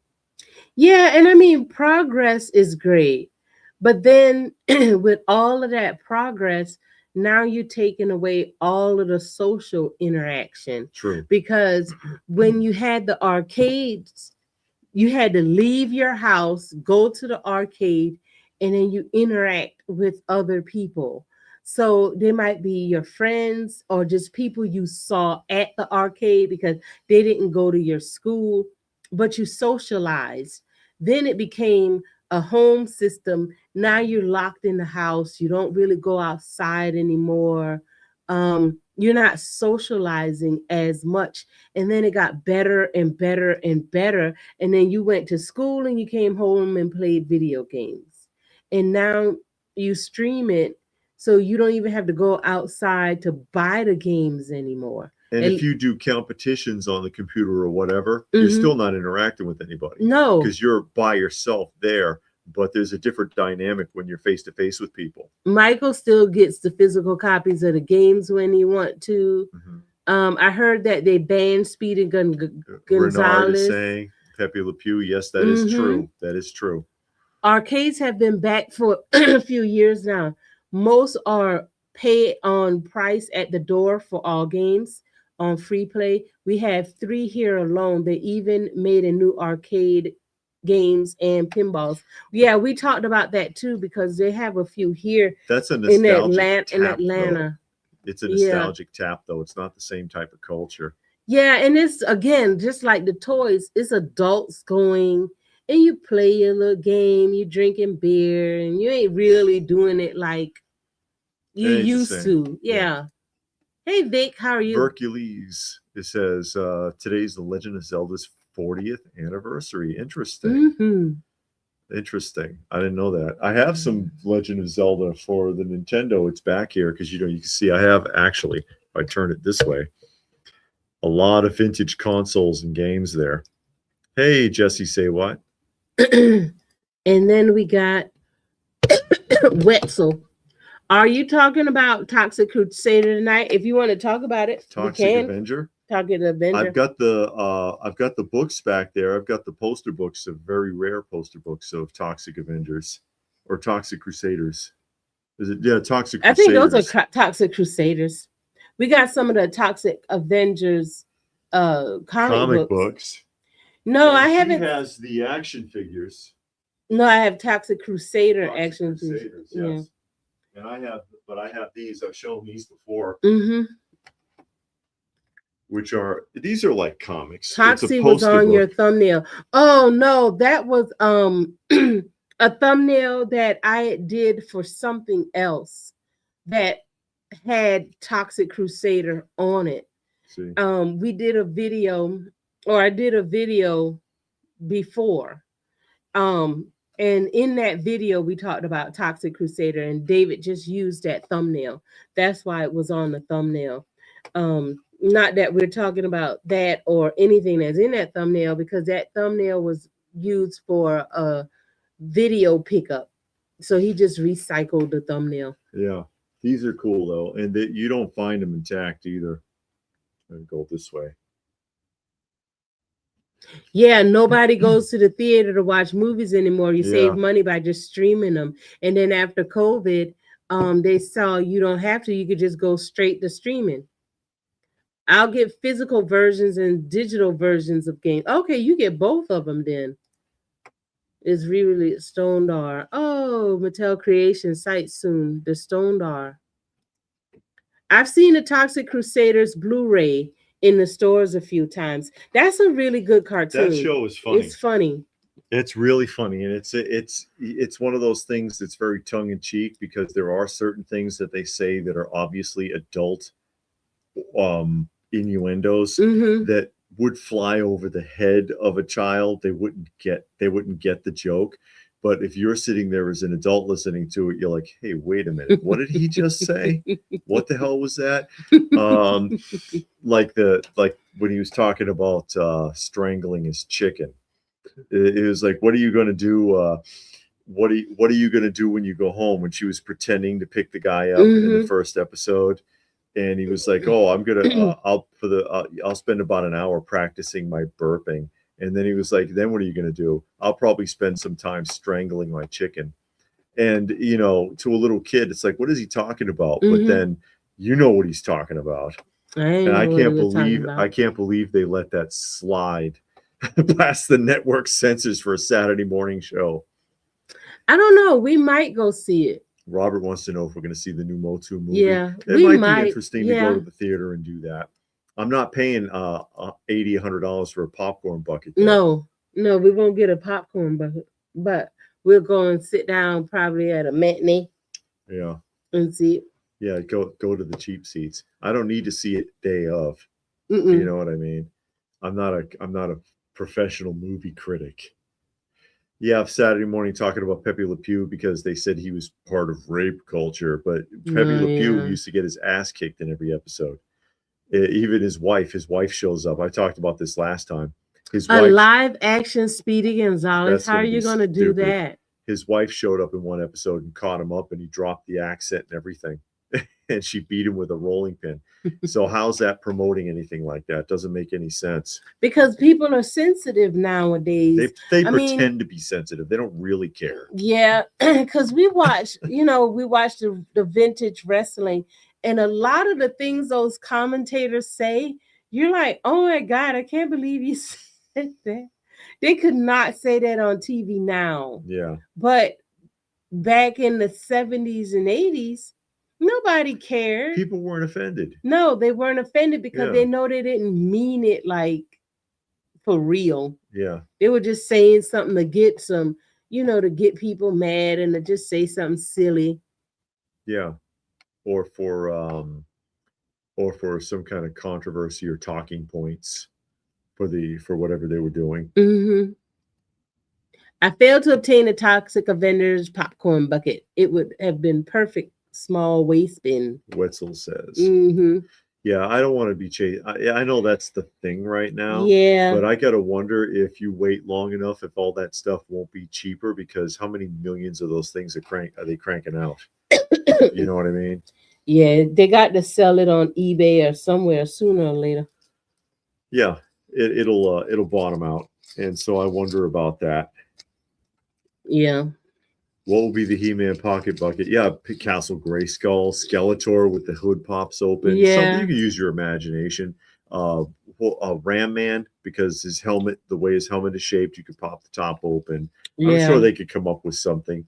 They will come up with something. Yeah, come up with something that would make sense. Plus other types of merchandising, because there'll be cups with little figures on them like they did with Superman, plush animals, and I don't know, bunch of junk. A plushie, What's the cat in the battle cat?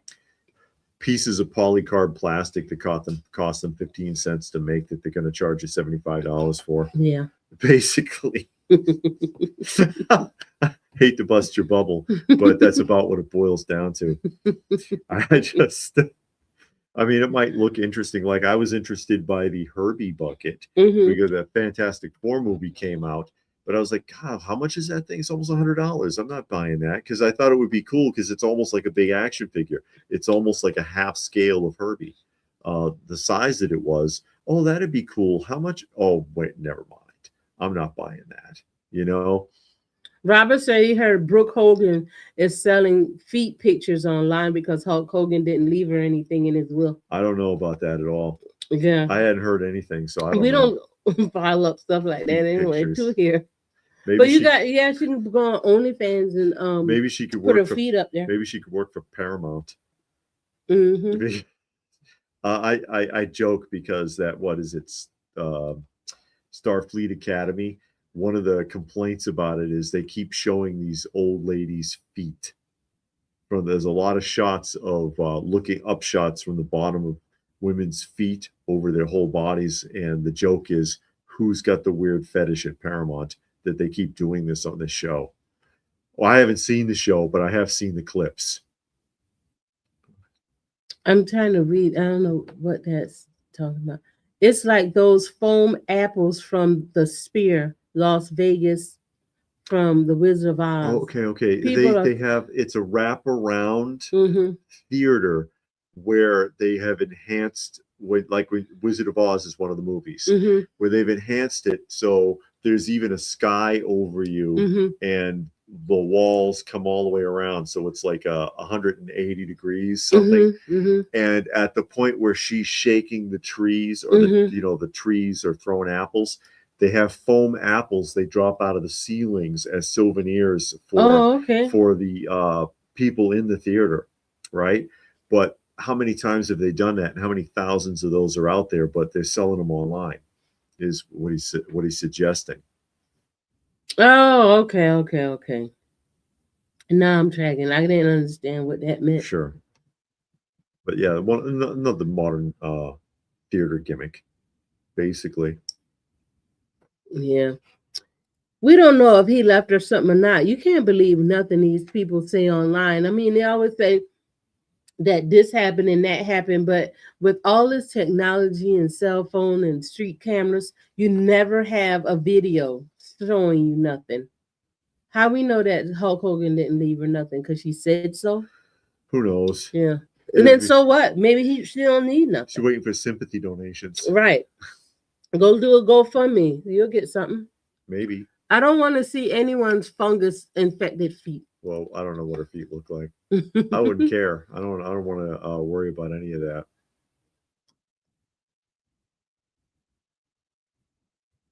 Oh, Extreme Zone talking about OnlyFans. OnlyFans, 50% tax. Hope he does, however. Yeah. I can watch movies on my big wall that I used to use as a screen, make all the couple bags of microwave popcorn, something to drink. Yep. And you'll save yourself a ton of money. Yeah. But, it's the theater experience. It's not the same as like when we were kids and we used to go to the movie theaters and it was a big deal and you were blown away by what you saw. And now you don't even know if you want to be bothered to go at all. Yeah. Because you're like, is this going to, are they going to ruin this too? Like when I was a kid, one of the big ones was Raiders of the Lost Ark. It was in the theaters for 2 years. You realize that it was in the theaters for 2. But by the end of the second year, it was dropped down into the discount theaters, but it was still out there. Okay. Nowadays, I mean, they come out with the last one that they just did. It's in the theaters for like 2 weeks because it's bombing drastically because they put all what does Critical Drinkers say? The Message all throughout it, and nobody wanted to see that shit. After Harrison Ford whined a million times that, oh yeah, they need to just let Indiana Jones go, and I'm not going to do another Indiana Jones. And then Disney was like, how much of a check do you want? And he was like, oh, on second thought, yeah, I'll do one more, because he's a hypocrite. And then they murder it. He helped to destroy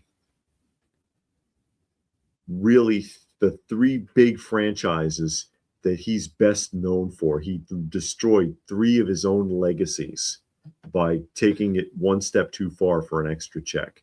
And that was the Star Wars legacy, the Indiana Jones legacy, and the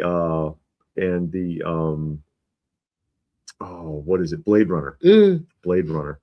Because those are the three films in the 80s. I mean, I know he was in Star Wars in the 70s, but Empire really opened it up. Remember, in the 80s when Empire came out, those three films were out around the same time. And that propelled him into immortal stardom status back in a day when being a big actor meant something. And it was more about the actor than the character.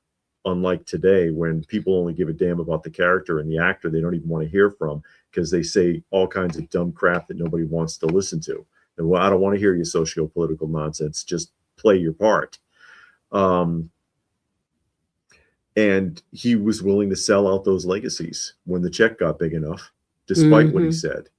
He's in the new Star Wars trilogy. First thing he does is die because Disney wanted to kill all the legacy characters so that they could start something fresh. And what they started was a bunch of garbage. Nobody likes it.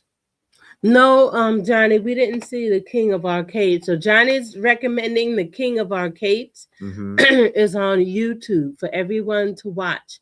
OnlyFans models will have to return to the nightclubs and become workers. Yeah, I don't know anything about OnlyFans. I have an idea of what it is, but I don't, I'm not interested in that kind of stuff. Yeah, they want you drunk at the theaters. They want you drunk at the shows too. Seth was telling me that story. I forget where it was. Seth from Sasquatch Toys. And we featured him a few times. We've actually toured his store on this channel. Was talking about some convention he was at that had open bar. And he said that the hotel set it up at the end of every lane in the ballroom, and that the customers and the dealers were all trashed. Everybody was freaking drunk. I was like, oh my God. I bet you could have gotten some good deals. Yeah. Hollywood eventually ruins every movie and TV show. Yeah, they don't have to do that. They don't have to do that.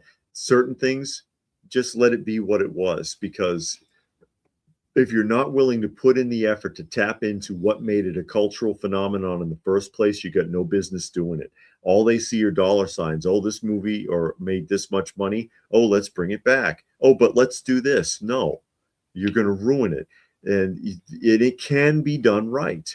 And I've brought it up before, Cobra Kai, because they wanted to do it right. They wanted to pick it up in a way that it felt like it was left off. They wanted to get in touch with the fans. A lot of the things that they touched on in Cobra Kai were things that fans of the original films had been debating about for decades. And they said, let's lump those together. Like, for example, that it was Danny's fault that the things were happening, which I agree with, that Danny started a lot of the trouble, and that, he should have stayed out of Johnny's business with his girlfriend, that he re-triggered the fight at the Halloween party because Johnny had forgotten all about him by then. So you can tap into that. What made this a cultural phenomenon, and pick it up from there, and you'll get a good film. I've used Wrath of Khan as an example of that. Wrath of Khan was so good because the chief writer went back and watched every episode of the original Star Trek to get a feel for what made it so important to people, and came up with Wrath of Khan, the best Star Trek film ever made. So good, in fact, Paramount jump-started the Star Trek universe again and gave you Next Generation. You wouldn't have had Next Generation if Wrath of Khan wasn't a successful film. It wouldn't have happened. But he cared enough He didn't sit there and say, "Oh, let me put my twist on it." He didn't sit there and say, "Let me put my political views in it." He sat there and said, "Why do the fans love this? I really don't understand. I better watch all of those shows and get a feel for it," and nailed it. It can be done. It can be done. But these people, they don't care. They're lazy. They want to fill it with agendas. They want a fat paycheck without having to put any effort in it. It's horrible. They cannot put effort into something of their own creation. It won't work because the reason that they're doing it that way is they secretly, they know no one wants to see their shit. So they figure that they can tap into a pre-existing audience. But then that pre-existing audience is like, what the hell are you doing? I don't want this. Nobody does. Then you turn around and you attack the fan base. Oh, you're all racist or you're sexist. That's why you don't like what I wrote. Well, maybe you just weren't a good writer. So what are you going to kill off? C-3PO and R2-D2. Are they? I don't know, because I only ever saw the first of the new trilogies. Oh. I only ever saw the first of the new trilogies. And who did they kill Luke right away. Then in the next film, they killed what? Princess Leia, which they kind of didn't have a choice. She died in real life. And Luke Skywalker. They killed Luke, and that's the plan. They want to erase the legacy characters and replace them, and then run off in their own direction. And they've crapped on their own canon over and over and over again in the TV shows. Saturday Morning said Johnny was not the good guy, but Danny did. Turning on the shower was dumb. Yeah, was dumb because Johnny had forgotten about him by then. He didn't care anymore, and then that's why he took that beating. Uh-oh, don't do that. Oh, okay. When the Cobra Kai comes out on DVD, I'll get it to finish watching it. I'll start it back from the beginning. Yeah, slow it down and go back through. Yeah, because we watched, I think, seasons 1 through 4. No, 3, I think. Yeah, maybe 1 through 3, and that's it. That's the MO. Make a bad film, then proceed to blame fans for not liking it. And back in the day, you could take it on the chin for that. That's where the Razzies come from. I mean, even Halle Berry accepted her Razzie in person for Catwoman as being one of the worst films of the year. And she was like, hey, you know, sometimes you nail it and sometimes you don't. That was her attitude about it. Not, you know, that was a fantastic film and it was so well acted and written and you all suck. That didn't happen. She didn't happen. She went with it. Hey, yay, man. You know, sometimes you just don't pick a winner. And yeah, Catwoman is kind of silly, I got to admit. And she accepted her Razzie Award. At least you got something. Or the Hasty Puddings Award, right? Hasty Puddings from Harvard. But whatever they call it, it's you could admit it. You could admit it once upon a time. No, we don't have any on disc, Johnny. We don't have Cobra Kai at all on disc. No, we don't. I haven't even seen it in Walmart. Haven't you? I don't know. I haven't noticed. I haven't noticed. We do go and look at the DVDs occasionally just to see what's available. Yeah. You know, what's coming out. Like I saw Rawhide is out there now too. I was like, oh, it'd be great to pick up Rawhide. Yeah. Yeah, that was a fun show. Rawhide was a fun show. It was well written. And Gunsmoke, but we have Gunsmoke is there. The Bonanza. Yeah, Bonanza is out on disc now. And that would be a good one. Magnum PI. It was one that I would like to get. We were watching it on streaming and then they cut it. Yeah, they cut it. Frankenfrog has Halle Berry's Catwoman on VHS. She looks good in the outfit. I'll give her that. Disney is against nostalgia. They are enemy to it. Yeah, they're an enemy to it. It seemed like everything Disney touched, they just destroy it. The Magic Kingdom, the magic is gone. But it feels like it's on purpose because I can't understand. And maybe it's just me. I really don't understand how you're gonna make a movie constantly, as many movies as they've made that failed, and be okay with that. And you're not like, okay, wait a minute. I had you on something wrong. Yeah, here. But I had you write 3 movies or 3 TV shows and all of them are bad, you fired. Or the director, you directed 3 movies or 3 TV shows and they all failed, you fired.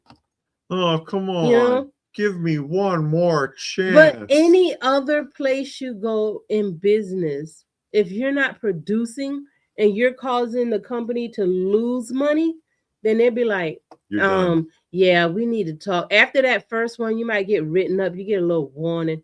Hey, you might want to pick yourself up. Get yourself together. You need some time off so you can regroup. Then you come back with the next one. Okay, you got 6 months. That third one, all right, well, we tried. We did all we could. I have Rawhide complete series Johnny's on got DVD. Rawhide. Oh man. That was a fun show. That was well written. A lot of those 50s and 60s westerns are really well written. Saturday Morning says the last Muppet special wasn't bad, but Kermit's new voice is pretty rough. It needs some work. But yeah, I always wonder about that when it comes to modern or new TV shows and movies. It's like, are they even trying to make something worth watching? Or they don't care? Because a lot of people say, "Oh, it's all money laundering," and then you got to wonder how true that is. Yeah. Because it's like, how can you just constantly put out bad product and be okay with that? Yeah, Wetzel says some IP audiences age out like Charlie's Angels. Yeah, but Charlie's Angels was honestly never that good of a show anyways. It was fun for the time, but doesn't need a reboot and doesn't need a movie. The movies were awful. But did the TV show hold up? Can you sit down today and watch the original Charlie's Angels and be like, oh man, that was good? I'm not sure. I haven't seen it since I was a kid, so I couldn't tell you. But I wonder about that. It's like Three's Company. Could you make a Three's Company movie? Why would you? Oh no! Not again Saturday morning. Not another Charlie's Angels reboot. I would say terrible. You're joking, but every time I say you're joking, you're like, no, I'm telling the truth. So I believe you. Because sometimes it doesn't need to, and it can just sit right where it is. Like, for example, Miami Vice. We're watching Miami Vice right now. It's really well written. It's a good show. But they did do a movie. Good acting they did, and the movie wasn't as good. Yeah, but and it doesn't need to come back. But good thing they have not brought it back, because if they came back, Crockett and Tubbs would be women. They would. Yeah. But the look, the style, the music, everything that it had going for it, the vibe, that's a powerful 80s vibe, but it's really well written too, well acted. And it's like we don't need it back. Blue Splash wants to know if we know Tracy from Needles Toys, a vendor at Joe Fest. Needless. Oh, I saw it said Needles. Probably if we saw them. I know a lot of the vendors, I don't know their name. We might not know the name, but we might know them on sight. Yeah. You know what I mean? And we get a lot of that too, because we see a lot of people, and a lot of people know who we are too. Yeah. And then we know them once we see them, and we're like, oh yeah, okay, I bought this from you, I bought that from you. I'm like, okay, yeah. No, not by the name. No, and they're doing another Remington Steel. That's awful. But and I say it all the time, they're creatively bankrupt. Why can't they just make their own show, come up with their own ideas, their own characters, and then when they put those agendas in it, people won't be as mad because you didn't take a precious character or franchise that they love and then ruin it. You ruined your own thing that you created. And the stories are there too, if they want them. How many? There's like over 100 Star Wars novels. There's over 100 Star Trek novels. Or when they brought back the third trilogy for Star Wars, a lot of people anticipated it was going to be Dark Empire. That's what the fans wanted. I've read Dark Empire, and it's like, that would work. That would work. No, we're not going to do that. We're going to make up our own thing.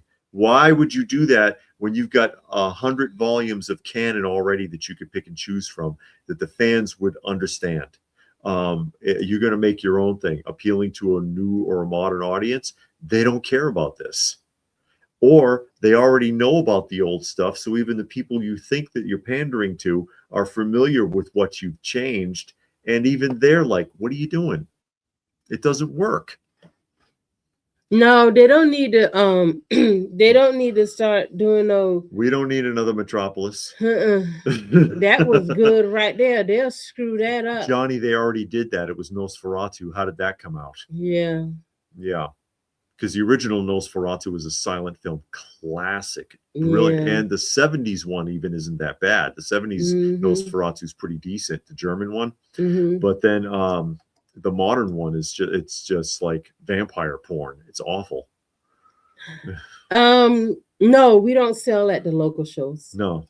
We sold at we have a couple of times, but rarely. What's that show? Retro Toy Swap. On the plus side, no, my mother, the car remake so far. Don't say that too loud. Did not go over well people, with fans. It's not Star Trek. It's like a teen soap opera, but with attempts to be humorous, and it's just not flying at all. We've watched reviews of it, and I don't even know what the show's about. They don't know what it's about. They're basically saying there is really no plot, so they don't understand what's happening in a lot of it. It's like a lot of stuff going on, but nothing is going on. And and if you watch soap operas, like the daily ones, there is a lot of stuff going on. But with building. Yeah, but with each thing that's going on, there is a story. And it almost want to feel, now that I'm thinking about it, that's what they're trying to do. Like a daily soap opera where you got this is going on over here, this is going on over there. You got like 5 different things going on, but each one of those things has a plot, and somehow or another they connect, and they're going to connect. Either if you keep watching next week, by the end of the month, they're going to all come together. But it's a lot of things going on, but there is a plot. This one feels like it's just a lot of things going on with no plot. Yeah, no plot. It's unfortunate. They're murdering another beloved franchise, basically. We're not going to have nothing left. But and then again, like I've said, you don't have to pay attention to any of the modern stuff. You love Star Trek. Yeah. Your favorite thing was DS9. Your favorite thing was the original 60s Star Trek. You can go watch that anytime. You do not have to pay attention to any of the new stuff at all. You love the original trilogy Star Wars? Stick right there. And don't worry about anything they're doing now for Star Wars, because you can always go back to that, which is what we're all about here. I mean, just going back and reviewing that nostalgia and living in that moment and having your little sanctuary and your safe space with all of our vintage movies and TV shows and video games and comics and toys and all of that. If the new stuff doesn't appeal, leave it alone. Leave it alone. You can be happy right there. Yeah, Seinfeld was about nothing, but it still had a plot. Each episode still had a plot going on. Yeah. And it was funny, and none of the characters were likable. You kind of like Kramer a little bit. He was like, I think, the most likable. You know, something I had heard, it was a trivia, I guess a trivia fact. Okay. They wanted, what's the guy, the comedian, Chris Rock, to be George Costanza. They solicited him to be George Costanza, and somehow or another he didn't get it. And then they went to Jason Alexander. I don't think that would have worked. Jason Alexander wasn't a comedian; he was a real actor. Yeah, I've seen him in some stuff, and he was actually pretty good. So he could really sell a character. Chris Rock is too one-dimensional. Because I've described him this way: Chris Rock, Will Ferrell, a lot of these guys, they just have a dial. And it's like, basically, how loud do you want me to be? because they, no matter how soft or loud they are, they're still portraying themselves in the exact same way. They look and sound the same. The facial expressions are the same. Nothing changes except that maybe they're louder or not so loud. That's Will Ferrell in a nutshell. That's Chris Rock in a nutshell. They can't act, but in some things that really works. In other things, it's terrible. A lot of Saturday Night alumni are like that. Comedians are like that. Very one-dimensional. Chevy Chase never got out of it. Chevy Chase was always Chevy Chase. He never improved. Eddie Murphy did good. Eddie Murphy improved. Yeah. Dan Aykroyd improved. Bill Murray. It took Bill Murray a long time. He was not a good actor. He didn't start getting good until like 90s, really 1990s. And then he got much better. He learned. So you can give him that. But you see that. Steve Martin. If Steve Martin was still portraying himself as the wild and crazy guy, he'd be doing nightclubs in front of tens of people in Vegas right now. All right. But he dropped all of that and adapted and learned how to act. And that's why he has a career. But a lot of the Saturday Night alumni, they never make that jump.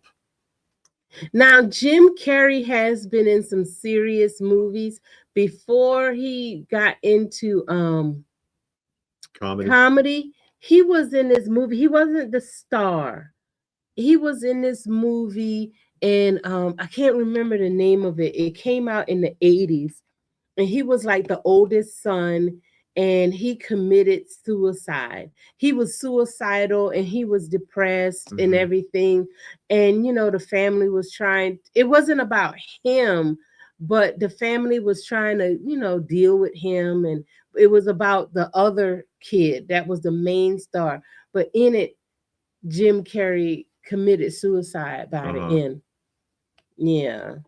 But he did that one movie, I think it was called 23 or something like that. Yeah. It was like a thriller. Yeah, some kind of thriller. He did that to try to remind people he could act, but he's too locked into, oh, look, it's Jim Carrey now. Yeah, Robert. Chris Rock will be remembered for the guy who got slapped at the Oscars now. Oh, Jason Alexander is on Young Sheldon. He's a drama teacher at the school. I can't unsee him as George, even with the Southern accent. Oh, thank you, Richie. Richie made a donation for the kitties, for our shelter cats. Robin Williams was able to do comedy and drama. Yeah, yes, Robin Williams was a good actor, actually. He wasn't a bad actor at all. And Johnny said the new Nosferatu really sucked. Yeah. You really got to see Robin Williams in Law and Order, 1 hour Criminal... 1 hour photo. Law and Order, Criminal Intent. That was a good episode. That was a very good episode that he played. He played the character on there. Dr. Cohen. Oh yeah. Hey, Dr. Cohen, how are you? Joining us today. Oh yeah. You got another nor'easter coming up this week. Playmates. Oh, Inner Space mini play set today. Plastic is starting to yellow. What do you use? I don't think you can clean that. I wouldn't. Here's the problem. And people will tell you to use peroxide and then put it in UV light. Ooh. Okay. But the color. Okay. The discolor. Oh, thank you, Richie. The discoloration will return over time. And there's a risk of it becoming brittle. So I wouldn't mess with those methods. And they also have that peel. And they use that on zombie head Migos, because their faces can turn gray. And they put that solution over, and then you peel it off, and then it's the original color again. In a year or two, that gray will be back. It'll come right back. So those treatments, they're all temporary. Be very careful. Or, you could, if you want to experiment with it, but be very, very careful. Yeah. Yeah. In the long run. What you were saying something? Oh, I forgot. You lost your train of thought. Yeah, you were talking about. Well, we were talking about comedians, and you were talking about Robin Williams. Oh yeah, some movies Robin Williams was in. Yeah, 1 hour photo. He was in that episode of Law and Order, not a Criminal Intent, SVU. Yeah. It was Law and Order SVU. Defended himself in court. Yeah, that was a good episode. That was a very good episode. He's been in a lot of good stuff. I mean, he was on if you've ever watched, it's an improv show called Whose Line Is It Anyway? He was on there for a week, and he just killed it. He was on there for a whole week. He had a lot of experience with that because there was an annual charity event that used to be done primarily in the 90s, and it was a traveling show, and it was Robin Williams and Billy Crystal, and they used to do improv with each other, and they played off of each other perfectly. In one of those, they had Whoopi Goldberg was tagged along with them, okay, who is also a former Saturday Night alumnus, all right, as well as Billy Crystal, although Billy Crystal was into comedic acting prior to Saturday Night Live, but, you know, that's another story. And I saw the three of them on stage, and she could not keep up. She could not keep up. They went right around her. They kept going and kept going and kept going. And she's standing there and she's smiling and she's got the microphone and she couldn't say anything because she could not maintain their pace. Because they didn't need a second to think. Either of them. They could just go. And I remember even when they were on the Tonight Show, because they were talking to Johnny Carson about what they were doing, and Billy Crystal was talking about what they do on the air, and he gets up, and as he stood up, he goes like this, right? He stands up and he just flicks his finger like that, and then Robin jumps up right after him and jumps in on the conversation and cuts him off, and then the two of them start going and going and going right off the top of their heads, and because Robin was watching him and he saw him cue. He was like, "Hey, you know, I could use you here." So he does like that out of the side of his with his hand down at his side, and Robin picked up on that and then jumped in and kept going. But Whoopi Goldberg couldn't do it. Whoopi Goldberg was a stand-up comedian for a minute. She was a model back when she looked like a human being. When she was a teenager, she didn't look bad. I don't know what happened. The evil comes out, I guess. By the time she got to The Color Purple, I don't like calling it, but now but you know how in movies when they want you to look a certain way, they make you look a certain way. So, you know, I was like, well, maybe they just made her to look that way, because then she was in Ghost. I think she did a good job in Ghost. Yeah. You know, she didn't look all that amazing. And then she was Sister Act. The first Sister Act I thought was pretty funny. They didn't need a sequel. No, I think they did three. There's another film that did not need a sequel. Yeah, the first one was fine, and they could have left it right there. You know, it was funny, and it was fine. They didn't need no more of that. And she was in Jumpin' Jack Flash. I actually saw that. I don't know what that was about. It was the stupidest thing in the world, because there was supposed to be a clue in the song to some mystery. And what, Jumpin' Jack by the Rolling Stones? In the song Jumpin' Jack Flash by the Rolling Stones. And she spent all this time listening to the album over and over again, trying to decipher what Mick Jagger was saying. And any jackass knows you go to the music store and you pick up the songbook. Because that's not what because she was on the computer and typing in the computer and somebody would type back. No, she's listening to the record. Anyone else seen it? She was listening to the record, and they were trying to understand what Mick Jagger was saying, because there was a clue in the song to what they were trying to do, and she couldn't understand him. And I'm like, everybody knows you go to the music store and they sell the songbooks, and you can buy the book and read the lyrics. Oh yeah. Oh, Bobcat. Yeah, Bobcat, the guy who talked like you couldn't understand him. Oh, Robert said Whoopi Goldberg was a mortician. She probably was. Who knows? That's good, because she was a stiff on stage. Oh no. Yeah, I can't make any good movies. She was in some decent ones, and Like what then she named. yeah, That's about it, it though. then it wasn't anymore, Yeah. and I don't know what happened. Because, like I said, The Color Purple was good, Ghost was good, those and Sister Act was decent. Yeah. It wasn't bad. Now after that, That's about it. I don't know any more that she was in that was good. That's about it. And Saturday Yeah, morning said Bobcat's not a direct. You remember Bobcat? the guy that can't talk. The guy that Yeah, talks like this. yeah, Yeah. Bobcat or He was whatever. in Scrooged.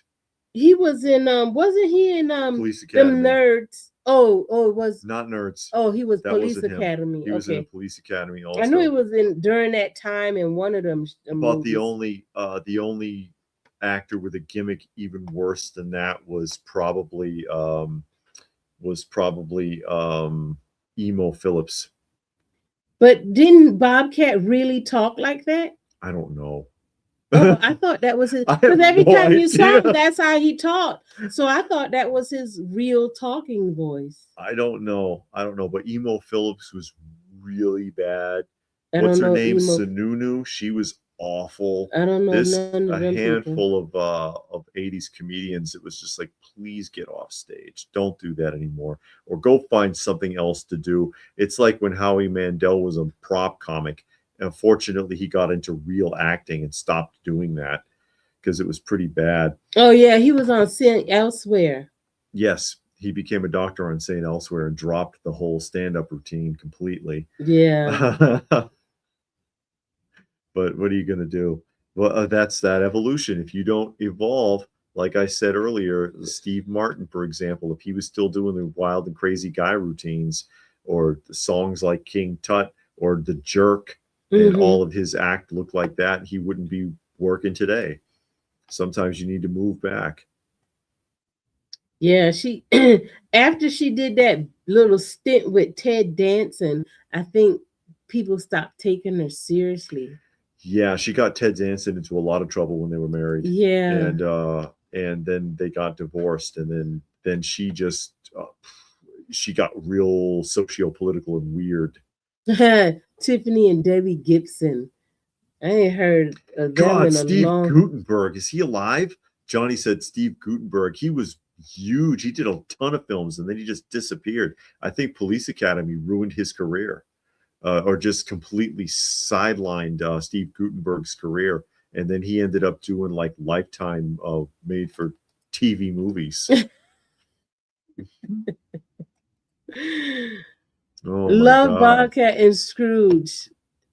Need to watch Snake Shakes the Clown. Shakes the Clown. Oh my God.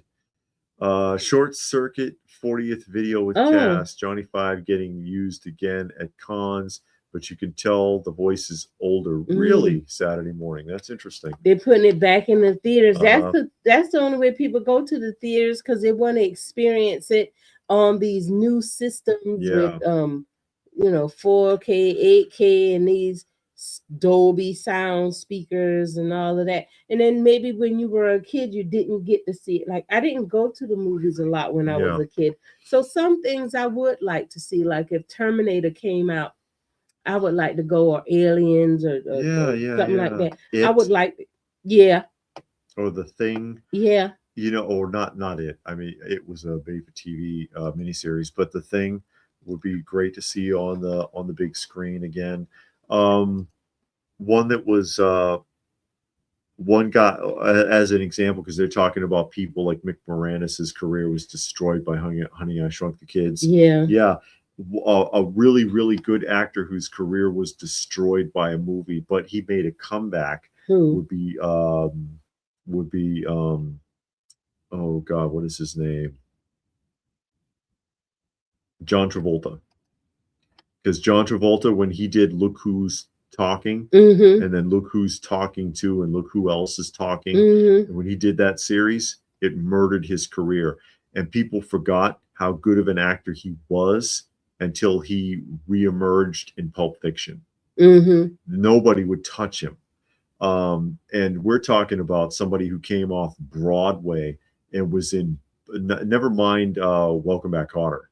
But he was a Broadway actor who took Welcome Back, Kotter and walked out on Welcome Back, Kotter. You don't even see him in the last season hardly, but like 2 or 3 episodes, so that he could do Grease and Saturday Night Fever. I didn't like either one of those movies.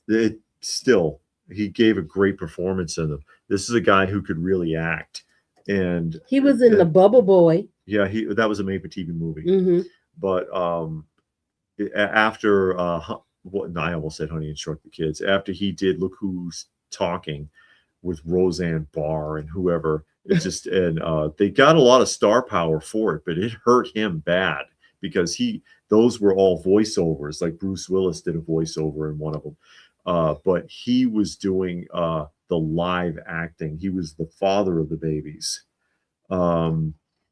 And it murdered his career until Pulp Fiction. And then everybody's like, yeah, he can act. What else can we do with John Travolta these days? And then he got a whole bunch of movies. He wasn't bad in that movie. I think it's called The Fanatic. We saw it. Yeah. Where he was like a just comic book toy. Yeah. Comic book toy collector Autograph or something. hunter, but he had a mental disability. Yeah. And he killed that guy and all kinds of stuff. His the guy he kidnapped someone. But he ended up killing him. That guy died. That guy escaped. Oh, I thought he had died. No, he escaped and he slashed him up. He cut the guy up, but then he went to jail for aggravated assault. The actor. You forgot the end of the film. I thought he had killed him. No, he didn't. He convinced him to untie him, and when he did, he got hold of a knife and started jabbing him up. And you remember, because he was one of those people that takes photographs out in the street in Hollywood, and he's like schlepping along, and people thought he was being a zombie and wanted to take pictures with him. Yeah, we just said that we saw the boy in the bubble, the bubble boy. Bubble boy. Mm-hmm. Made for TV movies from I think ABC in the 70s. Mm-hmm. Yeah, we saw the bubble. We saw the bubble boy. It was all right. He wanted to go outside and get out that bubble. Yeah, which wasn't so easy. He went to the beach. Him and that girl went to the beach. Yeah. They went to the beach. He was in a tube. They could have let him float away. Oh no. There was a bubble boy on Seinfeld. That's right. Oh, yeah. He was Gizmo? Howie did, he did the voiceovers for a lot of characters, Howie Mandel, including Gizmo, which barely a speaking part. It's like Vin Diesel and Groot. It did Rugrats. I think he was on Rugrats, I don't remember. I don't know either. I don't know if he was on Rugrats or not. I don't know. Because I don't think I ever really watched that. I never watched it. Oh, so I couldn't tell you too much about that cartoon at all. My wheelhouse for cartoons is 60s through like maybe mid 90s. You didn't watch Baby's Kids? No. No. I never saw it either. I didn't watch that. What's wrong with you? I think that came out in the 90s. I'd rather watch Space Ghost. I'd rather watch Sunbow G.I. Joe. I'd rather watch Silverhawks. You know what I mean? Stuff like that. Oh, okay. We know what's good. We know what's good. And then sometimes you go back and you watch something you watched when you were a kid and you're like, how did I tolerate this? This is awful. Some stuff is good, some isn't. Some things hold up. I think Smurfs holds up pretty well. Yeah. The Smurfs are fun. Smurfs are funny. Certain shows like that. I bet you Pac-Man wouldn't hold up. Saturday Morning Pac-Man. I remember maybe kind of almost watching 1 or 2 episodes. I remember it being on, but not really watching it because I was like, isn't that a video game?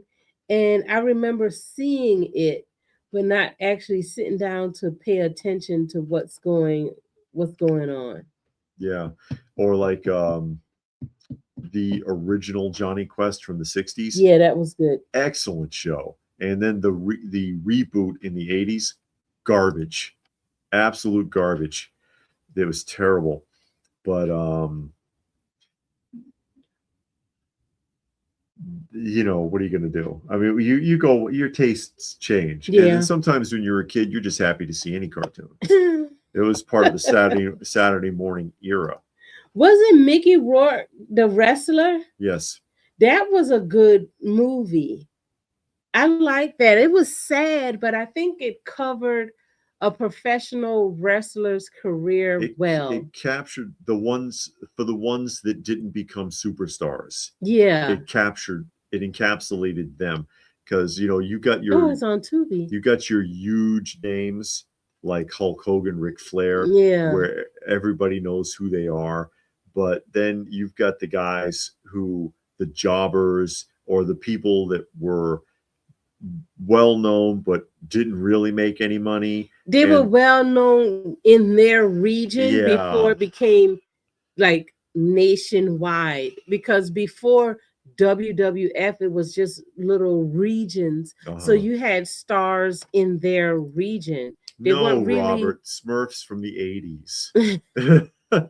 I remember Heathcliff.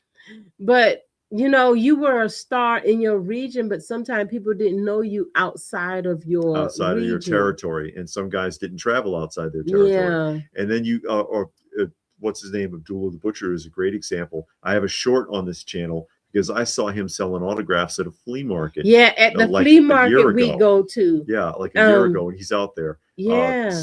Peddling autographs. This is a guy who was in the business 50 years. So is that 50 long? years across a dozen territories. And Japan, because they said he was big in Japan. He was big in Japan, and reduced to selling autographs at a flea market because there's no money. There's nothing there. And he would jump back and forth as a main attraction. He didn't stay with the territory because he would come in, stir up mess, and that was part of the gimmick. And then he'd move on to another territory. But I mean, that the wrestler looked at people like this, because there's a lot of them in the industry who gave everything they had, got nothing out of it. That's a shame. Yeah, because he was 50 years. 50 years. So how old was he when we saw him? Because we only saw him a couple, like 2-3 years ago. Well, it wasn't even that long ago. No. But I'm not. Let me see. No, it wasn't 2-3. It was maybe a year and a half ago. Yeah. Because we just started going to that flea market. So yeah, it might have been at the most 2 years. He's 85. Oh wow. He's 85. So he was 80 when we saw him. Yeah, or in his 80s. He's in his 80s currently. Yeah. But I mean, this is a guy, again, he was in the business 50 years, going to matches, slicing his head open, going back and forth from Japan, Puerto Rico, Europe, all across different territories of the United States. I think he was everywhere but the WWF. I said WWF in the thing because I was just throwing out names of territories without thinking about it. Yeah, I don't think he ever got the WWF. He wasn't a WWF because he didn't fit Vince McMahon's profile. Yeah. He was like, I don't want a guy who's blood and guts in here. He ended up with it anyways when he got Mick Foley. Yeah. But and Terry Funk too was about as bad. But Abdullah the Butcher, I mean, that's a legacy. That is a massive legacy to be that long in the business and have that big of an impression. I mean, people hated him. He was always a heel. They hated him. And that's tough to pull off, to draw that kind of ire from a crowd, to be reduced to where he is. That's incredible. Yeah, Mick Foley and The Undertaker destroyed their bodies for the coming. I saw a documentary with The Undertaker, and he said every joint in his body has been replaced. Yeah. I think he also broke every bone. He did an interview, this pastor, guy from Texas, I can't remember his name now, but the guy did an interview with him, I think like about three different interviews with him, and I had watched it. And then on Peacock, they had like a 5-episode documentary of The Undertaker, and I watched that. And man, the stuff he put himself through to be, to please Vince McMahon was just, at least he got paid for it. Mick wasn't. Yeah. That's the thing too, is like Mick's most famous match where he fell from the top of the cage because Undertaker, and his teeth was coming through his nose, and it was just stuck there like the rest of the match. And Undertaker, he didn't get hurt at all, as far as I know, in that match. But Undertaker was pulling 2.3 million, and Mick was pulling 420,000. He was killing himself for nothing. And his wife had said in the interview, she was like, "Yeah, since then, his mind's kind of not there. He's like, we'll be out driving, and he forgets where he's going, doesn't know where he came from. Yeah, it's like he has Alzheimer's now. His mind is already screwed up." But what some of these people give to get next to nothing, and they still come crawling to Vince, because it's all about the applause. The applause.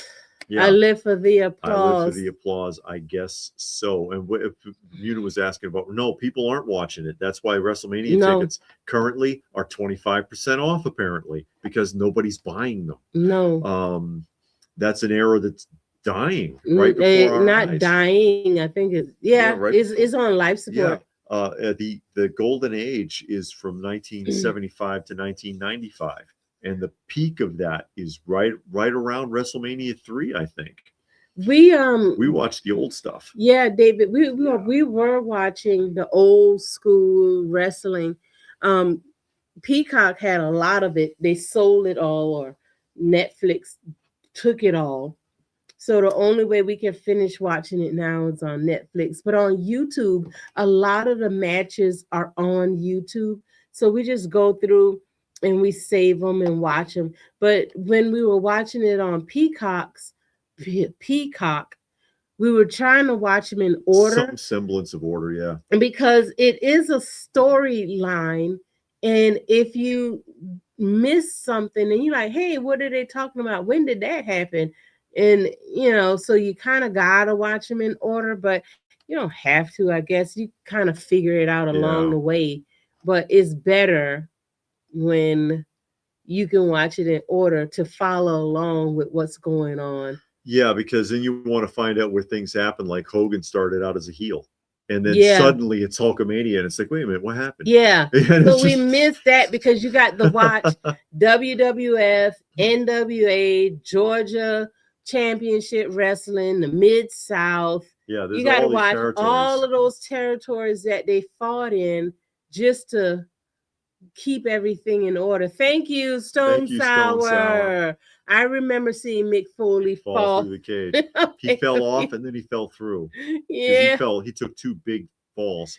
And AMH says, doesn't Abdullah have a restaurant? Yes. He lost the restaurant. Yeah. He no longer has the restaurant. He lost it some time ago. I think it was in the mall, what's the name of that mall? Oh, it was a ghetto mall too.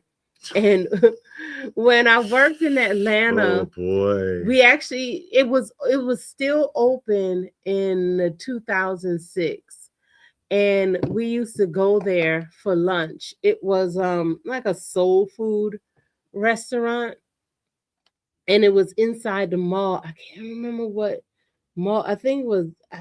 I can't remember the mall name now, but yeah. They had like soul food. It was all right.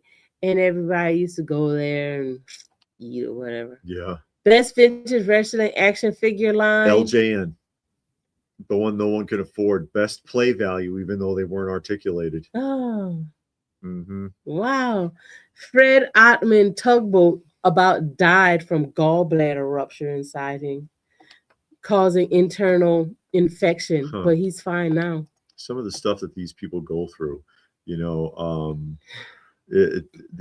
abuse that they take to their bodies and everything else, it's incredible. Or even how they abuse themselves trying to stay top of the line so that they could maintain interest in and then they don't give up. Look at Big Show right now. Big Show can barely walk. Ooh. He's had, I believe, both hips replaced. It's not working out well at all. I think they had to go back in and shave down one of those joints. And he, when he's not in the ring, he shuffles and walks all hunched like this and like back and forth. He looks awful. He looks like somebody shot him in the back. but he won't quit. He's still hoping he can get a couple of really primo matches in before he officially retires. It's like, dude, you're not going to do it. You're going to look like a fool, like Undertaker. Sometimes you're not going to get it. And Undertaker had that match and kept blowing it by making comebacks, thinking something special was going to happen, and the magic's not there anymore, and can't let it go. They just don't know how to let it go. And when they did that match during COVID where they were in like a junkyard or some crap, that was terrible. I know a lot of people liked it, but I thought it was terrible. I didn't care for that at all. It was obviously acted all the way through. It didn't feel like a wrestling match at all. It didn't feel right. AMH wanted to know how the food was. If you were there. I know. Yeah, I was going to get there when you got done. I'll wrap it up here in a second. But he kept wanting to go back and Roman Reigns, and he said so in the documentary, Undertaker said in the documentary, it really kind of hurt because Roman Reigns said something when they were calling him out for that match, and it was the truth. When he said, when you left your hat and your coat and folded it up and left it in the middle of the ring and walked away, it was a finality to it. It was beautiful. It was perfect. And you keep coming back and you ruined that moment. And even Calloway had to admit he was right. I didn't know he was going to say that, but he was right. But he's still trying to come back. And it's like, dude, you're not going to recapture that. I'm sorry. Go ahead. The food was just okay. I mean, it was it was like I said, it was soul food. If you've been to a soul food restaurant, I don't think none of it is all that good, because it's not home cooked. You know, it's like greens out of a can. So Glory. That's right, Glory. They sell those at Family Dollar. Morning Glory too. Yeah. No, it was just all right. It was a soul food restaurant. Yeah. It wasn't nothing to write home about. It was nothing like, man, you need to eat there. His food is just great. Nobody ever said that. It was just okay. But I think K Munin is right here. Yeah. But it's not just wrestlers. I think it's all those stars, actors, musicians. How many musicians you see done dyed their hair jet black and got on these tight pants and facelifts and these chains and rings on every 50 rings, yeah. And they out there trying to sing and dance around the stage, and it's like, you're not 23 anymore. Your voice doesn't do that anymore. You done yelled and screamed your voice out. Give it up. Yeah, well, they lived that fast and furious life, and now they broke. Yeah, or some of them, I think just like that song says, I was joking, but the applause. You have all of those people yelling and screaming your name and clapping and posters on the wall and this and that, and you want and desire that again. You want the girls to scream and lift up their shirts and do all of that and throw their drawers on the stage. The girls that are watching those shows don't have to lift their shirts up to show their breasts because they're hanging out the bottom of their sweaters at this point.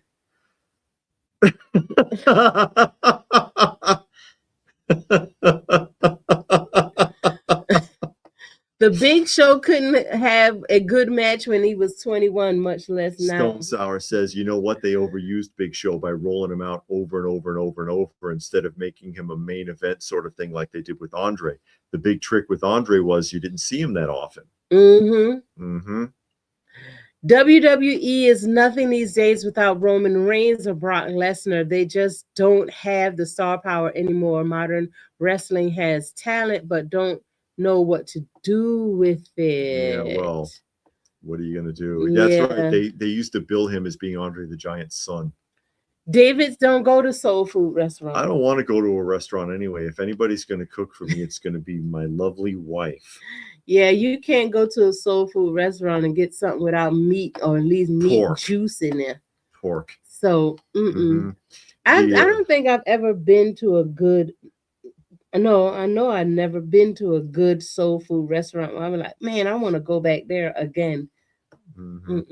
I'd rather cook it at home. Yeah, my wife is a really good cook, actually, and I like when she cooks for me.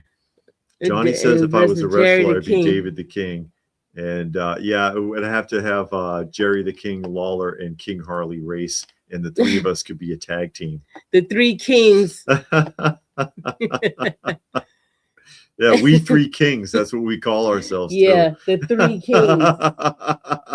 And we'd have to have an emperor's match. Oh boy. Who y'all gonna wrestle against? Oh, I don't know.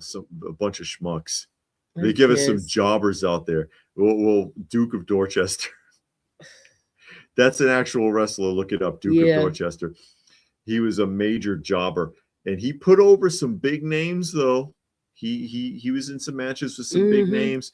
I mean, he looks like he wrestles for a 6-pack and a pizza, but he probably did. He's one of those guys that got paid $150 a night. You know, they weren't making any money. And driving from because he was from actually Dorchester, Massachusetts, driving from there to Madison Square Garden to be in Saturday Night Main Event, putting over Junkyard Dog, who basically just threw him all over the place because he had no offense at all.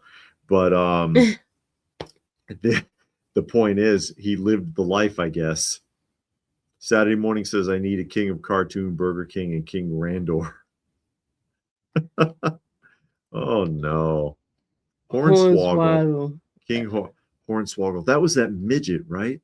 Oh, the midget wrestling? I think that was a midget. Oh boy. Yeah, the early midget wrestler. I don't know about later on, but the early stuff, especially the stuff from the 70s, was hilarious. I don't think they can do midget wrestling anymore. Not like that. I think it would be not when you have a referee putting a midget over his knee and spanking him like a little kid.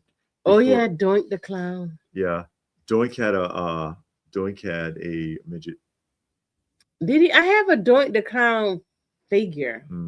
That's Stone Sour's icon. That's the icon. That's his little icon there. That's Doink the Clown. Yes, right there. Doink the Clown.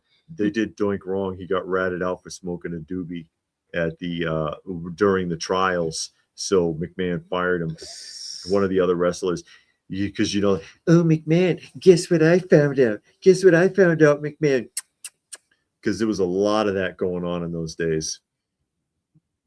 Do you have any Techno Vipers or Night Creepers? Night Creepers. Techno Vipers. You mean the purple one? Or you mean the guy with the silver visor? I'm trying to remember. The Techno Vipers was the one with the worms that came across their islands, right? Yeah. Wasn't that the Techno Viper? You don't have that. And I'm trying to remember because I do. I have 2 of those. Oh, you do? I used to like them because the worms would go across their visors and it was always something crazy. Yeah. Yeah, the purple one. No, the Techno Viper. Oh, the Techno Viper is the purple one. I do have a couple of those loose. Oh, okay. The Techno Viper, yeah. So I do have that. I was trying to remember because in my Terrordrome, I've got a loose Terrordrome set up, and I do have a bunch of figures in there, and there are some cherry perfect condition ones that like you could grade them loose. That it's hard to find those in decent shape. Night Creepers, I don't think so. I don't know what the Night Creepers are. They're creepy in there at night. I guess so. But anyways. Anyway, what time is it?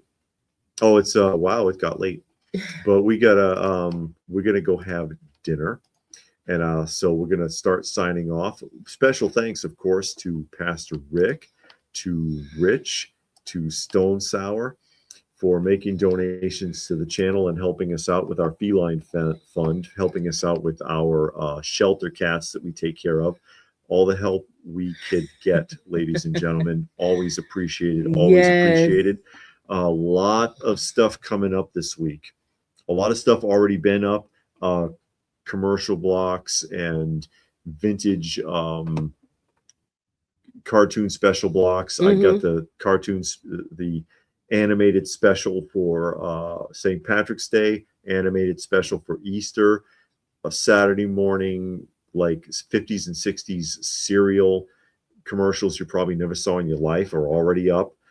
Robert online sent us a surprise package, and that unboxing will go up tomorrow.